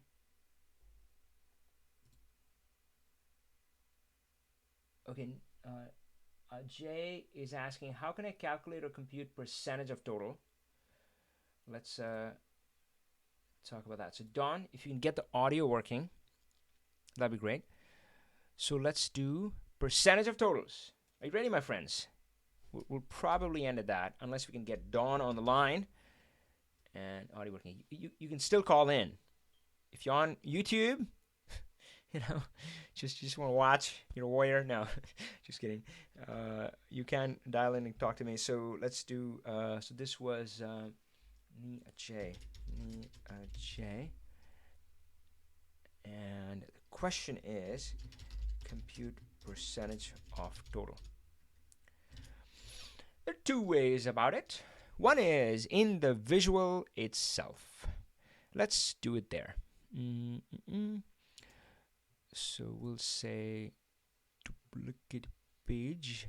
And guys, this link doesn't apply to this call. If you want to get any files that we create in Talk Power BI, just go to talkpowerbi.com. And of course, that gives you access to all the discussions we've had in the past. I mean, you can search through it if you want, or if you happen to be listening to a prior call, we've had some amazing calls. We haven't kickstarted it yet, but we're going to start having guest speakers soon because they're amazing. I mean, you probably remember Vivek Patel and other amazing folks. Michael Stanton, $1 billion dashboard. Huh? Who wants that? I want that. Okay, anyway, just having fun. $1 billion dashboard. Man, that was a fun presentation. So that's on there. So we're going to bring in more guests. So yeah, compute percentage of total. Let's go back here. And let's do something simple. So we're going to do this one. And is this going to work? And we're going to make it a table. Often when I'm building something new, like building a measure, I like doing it in a table. Sometimes I also connect an Excel pivot table. Especially when I'm debugging a measure, then I would connect an Excel pivot table to my Power BI model. And I think we showed that in the last talk Power BI. So if you missed that, go through that. Hey, anybody watch the top 10 features video? What do you think? So I think that's the last video on my channel. But boy, the Power BI team released 150 plus features. It's kind of crazy, but of course, whenever I talk about updates, I always say that don't let that overwhelm you. Don't feel like that's what you need to chase. Man, you need to just focus on the core concepts, and those don't change, thankfully. The way we model hasn't changed for a long time, even before Power BI. It's so odd. So cool. So we let's just keep the sales. And one way you can do it is in the visual itself. And you know what? I'll admit I haven't done this in a long while, so I'll poke around and maybe I'll need help. So show value as, so you can see this has show value as percentage of grand total. And let's see how that looks like. Oh, cool. So percentage GT sales, and you can rename this thing if you want. So percentage, instead of GT sales, percentage of total sales, you can name it whatever you want, right? So you can just change the name there. And can I change the formatting? Show value as, how do I say one decimal place? Conditional formatting? That's not it. That's something else. Help me out, guys. Can I do this? Can I say one decimal place? Maybe I can't. I think it's under your visual tools, Avi, at the top. Visual format data. No, I'm not seeing it. No? I mean, usually I find it here, but maybe it isn't available for this. Which I don't know. Oh, it's there on the modeling tab, but yeah, I'm not seeing that it's available to you. So let's do it the other way, which is the measure way. Modeling, yeah. So yeah, we all have the same idea, the modeling tab, but if I select this guy, it becomes unavailable. So let's just do it the other way. What happened there? Yeah, there we go. Oh, new measure. And we'll say, why is it doing that? Keeps bringing it, there we go. So we have percentage of grand total. And we'll leave the word measure in there just so we can differentiate it. So for percent, not grand total, although I do like Hugh Grant. Grand total. So for this, so guys, I really I really solve things really step by step. All right. So if you look at this, what do we need? There's a numerator and a denominator, right? So if I want to calculate, and by the way measures work is each like cell that's displayed as an island. It's calculated independently. So often when I'm debugging measures, sometimes even when I'm writing measures, I think of that in terms of a single cell. So I just focus on that cell alone. Like I just think about this, I forget about the rest of the world, right? So for this one, what do I need? I need this number as the numerator and not that one, and this number as a denominator. All right? And I'm going to use the magical approach, which is now covered in our course as well. Let's see, mini courses.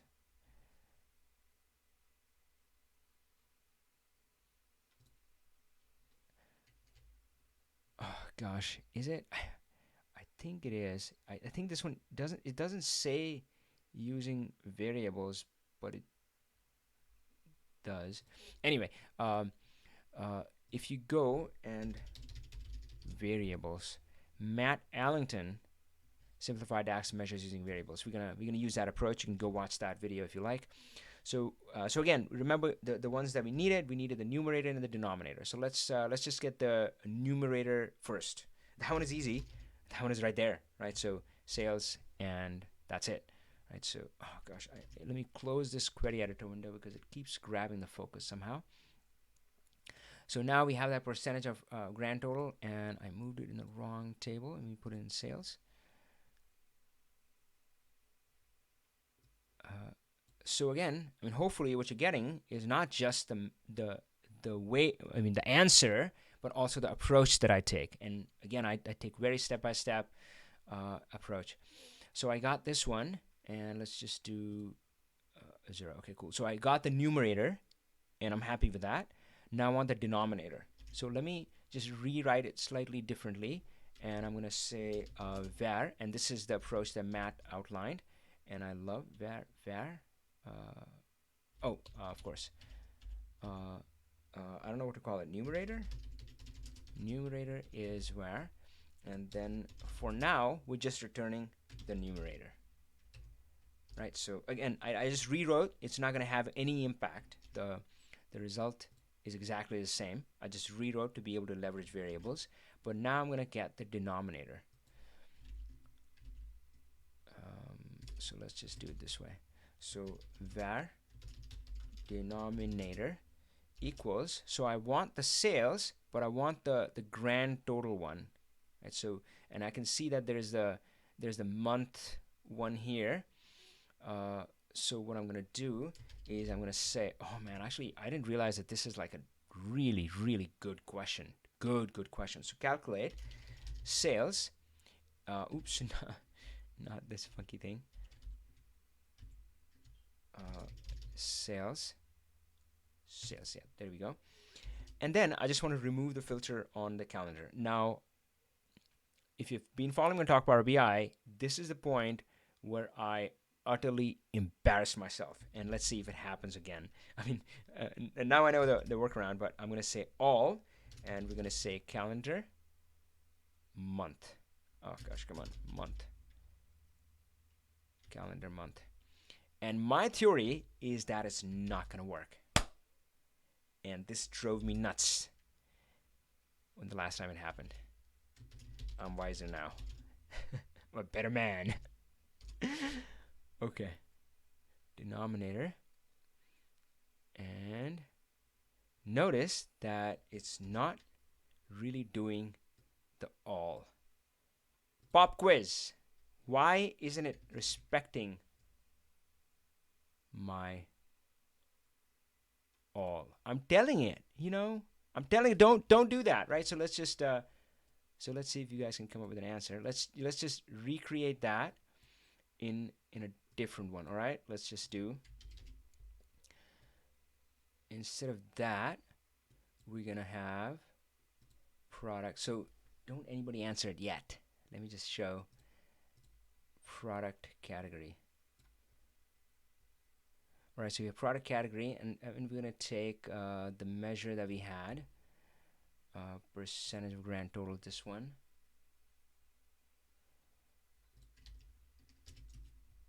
And let's do a new measure. And the same stuff, grand total, across products. All right, so exact same stuff, right? I mean, same structure. All I have is different is there we have category, product category. And let's see over there.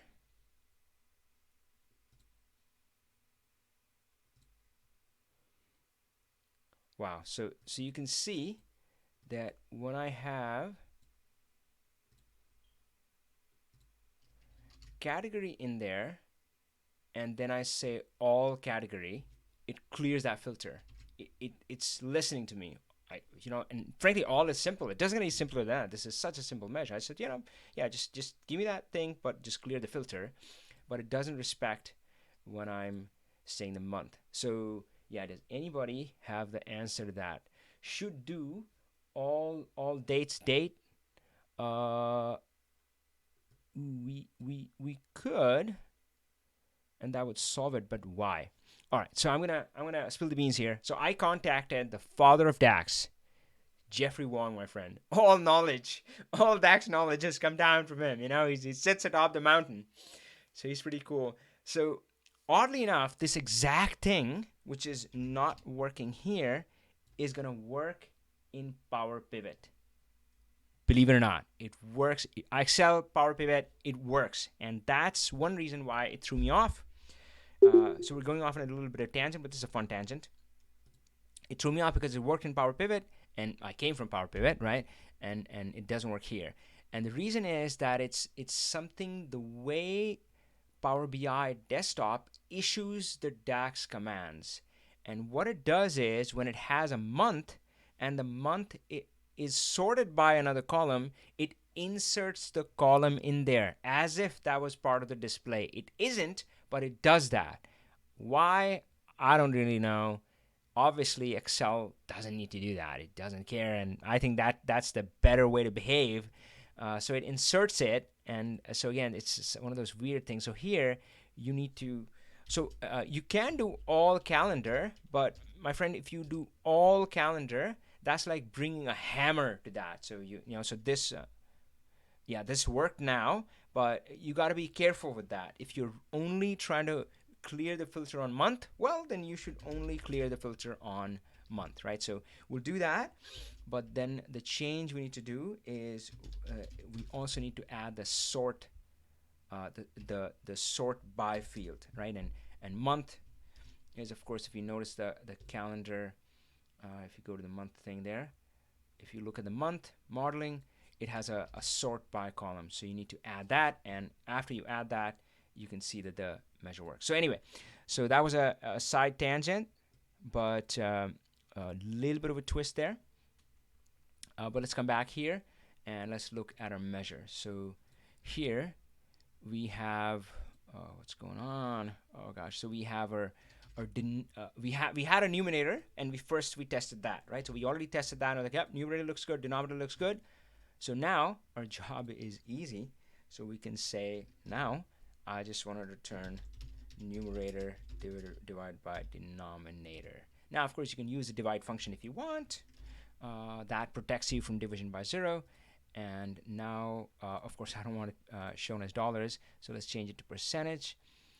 And and here we can control the decimal places, but it's the same result, and so forth. So pop quiz. Well, which one is better? Which approach is better? One, I just did it in the visual. I said show value as percentage of total. In the other one, I wrote a measure. Which one do you think is better? Votes for doing it in the visual. Who votes for that? Steve likes the measure approach. Wow, Kiril's saying measure hands down. Come on, guys. 2 votes for measures. Nobody for visual? Measure. Oh, wow, man. Interesting crowd, my friends. Well, I'll play the devil's advocate. What are you talking about? What are you talking about measure being better? Measure isn't better. For one, this is easier. This was so easy. I just went in there and click and it got it. And look at this. Measure isn't better. Measure is worse. I have the same thing. And I changed my mind. I say I want to look at by quarter.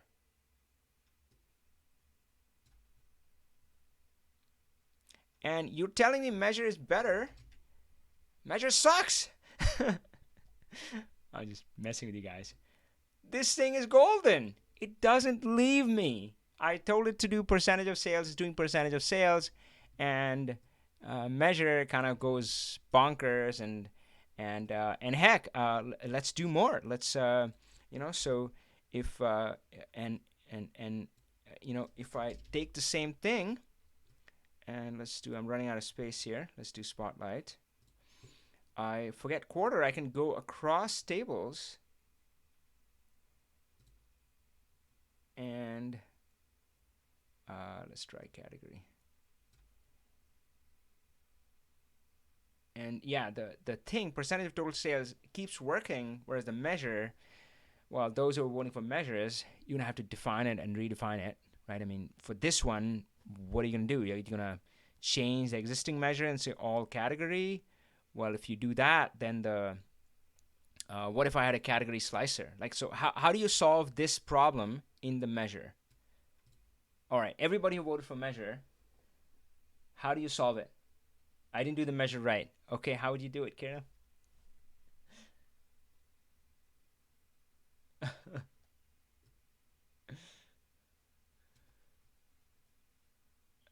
Kirill's gonna help me.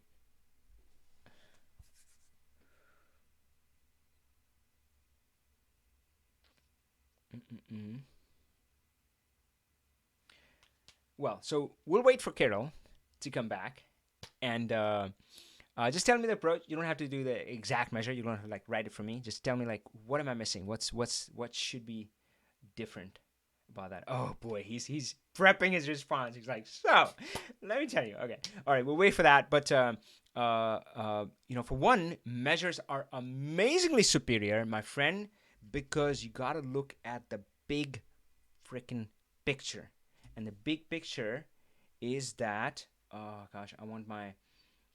Try to the fact table. Let's see. Where's my? Oh yeah, of course. Let's look at the big picture. Big picture. That's what's important.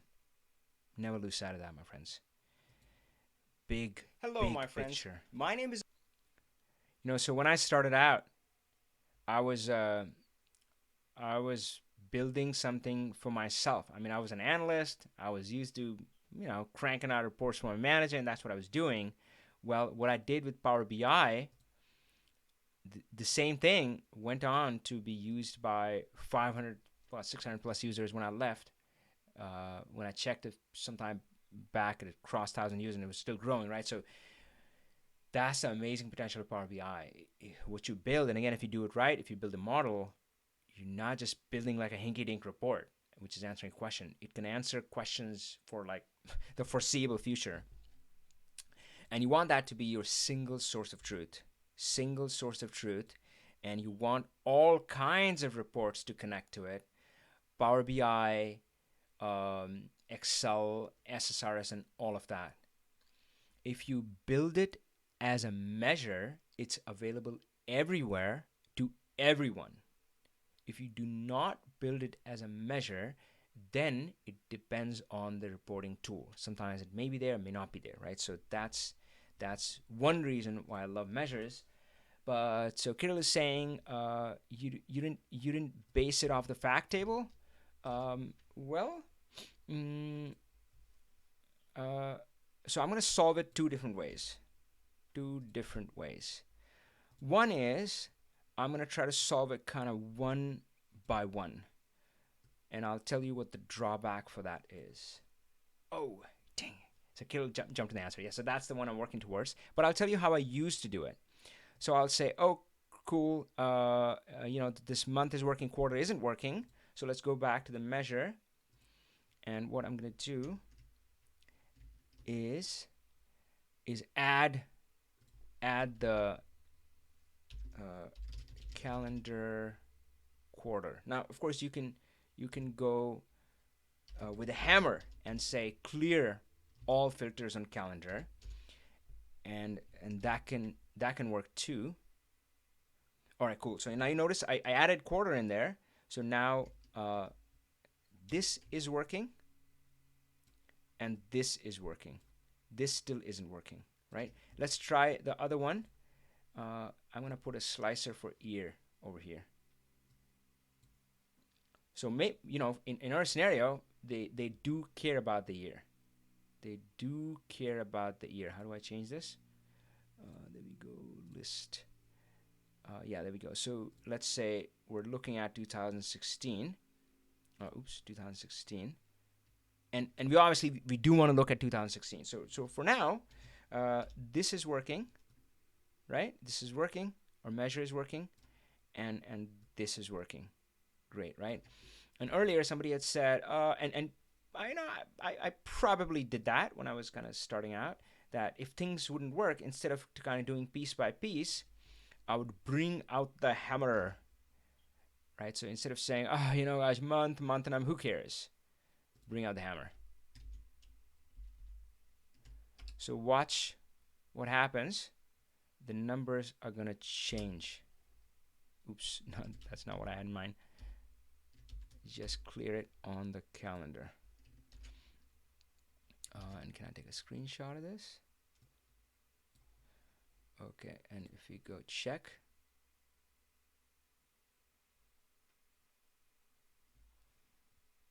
yeah, the numbers all changed because the denominator is wrong. The denominator is not taking 2016, it's taking 29 million because it's clearing the air filter, right? So be careful of the hammer. Be careful of that. And of course, the same thing, even if we go back, same thing applies with here. I mean, we can add the category, clear that filter, but then if somebody had a filter on category over here, a slicer, it would ignore that slicer, right? So if the slicer was here, it would ignore that. So of course, the right solution is what Kirill said, all selected. So all selected is based on the visual. So Kirill, maybe I would need some help on there. Let's just write that measure first. And so we'll say grand total. I'm going to copy that one and do new measure.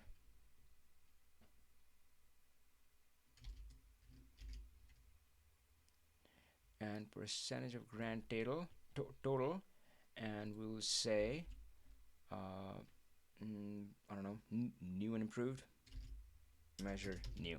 Okay, and in the denominator we'll say let's see, yeah, calculate sales, all selected, all the rows in the table, and this is sales.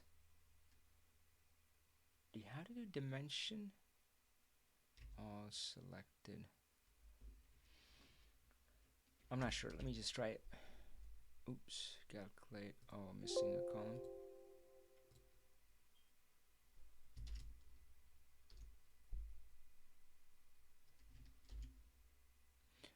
Let's just return denominator so we can test it.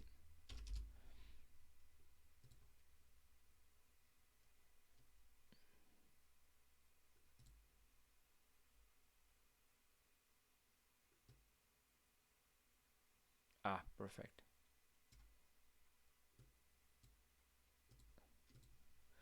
So I had broken my earlier measure. Let me go fix that. I had brought the hammer to it. We didn't want the hammer in there. So this was the old approach, month, and then month num. And then the other one was quarter. Yeah, perfect.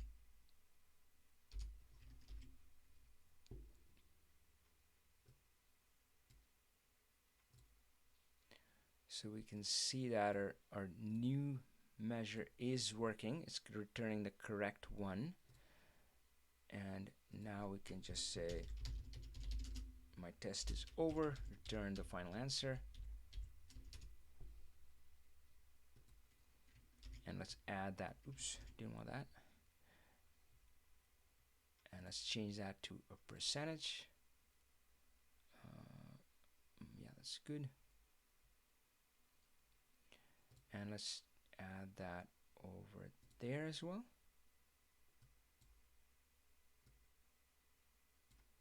And let's add that to our third one as well.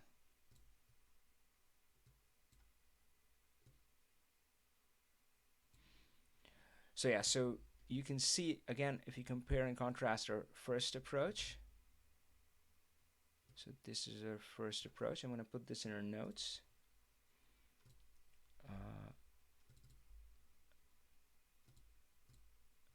Guys, by the way, quick note. I mean, hey, this is Doc Power BI, so I like going deeper. I like kind of having a deeper discussion. And you've seen me. I want to show you kind of my mindset, how I approach writing a measure, as well as not just kind of give you answers. So if you're looking for structured learning, I mean, of course, there's on our YouTube channel we have our tutorial, and then we have a course, or paid course. So that's that one has kind of 6 modules. Starts with the first one is the same as on YouTube. So this one is available on YouTube, but then we go deeper into each core topic: query editor, relationship, DAX results. So I've heard sometimes people are saying, "Oh, Avi, I mean, I'm looking for structured learning, not this." So this is not it. Structured learning is a different place. So here, but frankly, I love these discussions, and frankly, I love simple stuff which isn't simple, like this stuff. I mean, man, I think there are some corners to it, and frankly, for me, I love kind of exploring those corners with Power BI. I think that's where the fun is. So we talk about the 80-20 of the journey. There's 20%, which is going to give you the 80% of the results. And all of that, I cover that in my course, right? But then that 80% is a journey. I'm still on that journey, and I love kind of exploring that in nooks and crannies. So this was our approach 1, and let's go back to the second approach. Kirill approach, can we call it that? Which is this, using all selected. So for the first approach, it kind of works, but it's piecemeal, and it's still dependent on like what you're building it for. Like the first one, it works for this because we included the month num in there. Let's add that on there. Right, so the first approach, we included the month, and we had to include the month num, but that makes this work because here we have the month and the month num. And then we included the quarter, which makes this work because here we have the quarter, but it doesn't work here because we did not include category. Now we can include the category over here and make it work over there. But the challenge with that is that it also, if somebody had a filter on here using category, it's gonna ignore that as well, right? So it's you got to be careful. I mean, with all. So yeah, it's not. I mean, you can make it work in a lot of simple scenarios. You don't have to think about it. I mean, it's just something you want to put in the graph, and that's done. So the second approach is clearly far superior, which is all selected. Because so let's just go look up the dictionary for all selected, shall we? All selected. Let's just. I think there's only one in DAX. So I think it's going to say something about the visual total, right? So, oh, well, it doesn't quite say that way. I thought it did. Oh, yeah, visual total in queries, visual total, right? So essentially, it's kind of what the eye sees. So it's what you visually see as the total, it gets it from there. Now, keep in mind that total may not be the sum of these numbers. That depends on your measure. So it'll still grab that number, but that may not be sum. I mean, if you're doing like a distinct count or something, then it's not going to add up, right? So that's different. And I think this part explains what it's kind of actually doing structurally. So it's saying, hey, I remove the context filters from columns and rows in the current query while retaining other context filters. So now, of course, there's one part that I love, and let me see if I can pull that up from my course. So here I talk about DAX. Actually, on YouTube, if you're on YouTube, then look at my DAX I can rule here. Let's see how this works. Yep, so the DAX I can playlist, and again, most of my main stuff is right here in the top playlist. So DAX, that's where I talk about it over there. But inside my course, I talk about filter context and all the different places that the filter context is coming in from, right? So let's skip ahead. I'm gonna mute it. Okay, let's. Oh no, sorry. This is in this video. So the first one just talks about conceptually what's a filter context, and the next one is talking about slicers contribute to the. Oh, okay. It just covers like all the different places that it can come from. So it can come from rows. And again, when you're thinking about DAX, when you think about a measure being calculated, you can't think, you gotta pick a cell. I always think that way. That's how I write my measures. You saw me. I thought about numerator, denominator. And so I always think of a single cell. And frankly, that's how you should think as well. So when I look at a single cell, I would look at the rows. So that's, February. There's nothing in columns. I mean, if you had a matrix or something, there was something in the columns. So rows and columns, you get it from there. You get it from slicers, and you can get it from by calculate and things like that. Calculate can introduce its own filter, right? So, and I don't know, maybe I'm forgetting something that's covered in the course, thankfully. So anybody has access to that. So course and the DAX channel. So that's the filter context. So what all selected is saying it's doing is, all selected is that, hey, anything that's coming from columns and rows, I'm going to clear that, but not the other ones. Oh, now I remember. There's, of course, the filter pane over here, right? So that is going to be part of. So again, you're thinking about a single cell. Whenever you're thinking about measure, DAX, especially when you're debugging a measure, think about that single cell. Zero in on it, all right? So you think about that single cell, and then you're like, yep, what's in the rows, what's in the columns, what's in the slicers, what's in the filter pane, and I don't know, maybe there's more which I've covered in the course. So you think about that. So what all selected is saying is, I'm going to clear the rows and columns, but keep everything else. So yeah, that works beautifully for this kind of scenario. And yeah, so Kirill's, do what Kirill does, right, as all selected. So I'm going to save this file into our Talk Power BI folder. If you want access to it, and access to all of the other, bounty we have in there. So, I mean, we got a long list, my friends, right? So if you're watching the past Talk Power BI, go back. Wow, when was the first Talk Power BI? I think we started earlier than 2017, November. That's when I started keeping these files.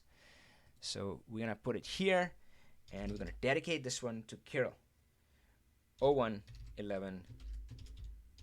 Kirill Pirian. Did I get his name right? Kirill Pirian. Yep, 2 L's. Kirill Pirian. Kirill Pirian's famous percentage total DAX recipe. How about that? Recipe. And if you want to get that file, so for the Talk Power BI files, actually, you know what? We're going to merge the two maybe. We're going to, so that you can just go to, so learnpowerbi.com is, otherwise, learnpowerbi.com/download is to get the files for any of my videos that I've done, right? So parameters, or, well, I guess I like parameters recently, or top end filter, or week number. All of those are at powerbi.com download. And what we're going to do, in fact, you know what? I'm going to ping my team, amazing Marianne, right now, and she's going to make it happen, my friend. So as I said, if you want to go fast, go alone. I have to say that slow because I mix it up. If you want to go fast, go alone. If you want to go far, go together. All right. So let's see. So teams, I'm going to send a message right now and say, so yeah, bear with me, guys. Marianne.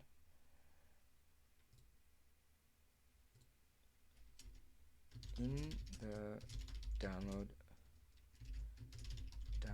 files, let's also add a link to all the Talk Power BI files. Okay. All right, that might be cryptic, but check with me for details. Okay, so boy, how are we doing time? Man, this was super cool, guys. Super cool. This is so good. I almost don't want to leave. What was I thinking? So yeah, that was really good. So so talkpowerbi.com. Let's go back here. Talkpowerbi.com is still your way to get access to the file. That is going to give you access to the files, access to the downloads. You're going to have the call-in link. And we are working on pre-submit questions. Again, my big vision right now is trying out Slack. Facebook is good, but I've seen other communities on Slack, and I think Slack, so we're going to try it out with our pro level members, then with the student community, and then if all of that works, and then we want to kind of bring our YouTube community in as well. Because again, my goal is, do I still have that image up? Shoot, I should have just left it up. And I think last call I talked about doing goals, and I talked about how I don't write them, I draw them. And so obviously they don't end up being like tangible goals, like, oh, I don't know, like do this, and it's not a list, but it's more tangible for me. So my goal is simple, to kind of create this. My goal is to reach 1 million people, 1 million. But I quickly realized that, man, that's going to be awfully hard, especially given my style. I like working with kind of small set of people that I love, and I shower with all my love. So I'm going to change that, cheat my way into it. I'm going to help 1,000 who help 1,000 others. 1,000 others. Simple, simple, simple. I'm excited. All right, my friends, we will sign off, and I will see you next week. Until then, power on.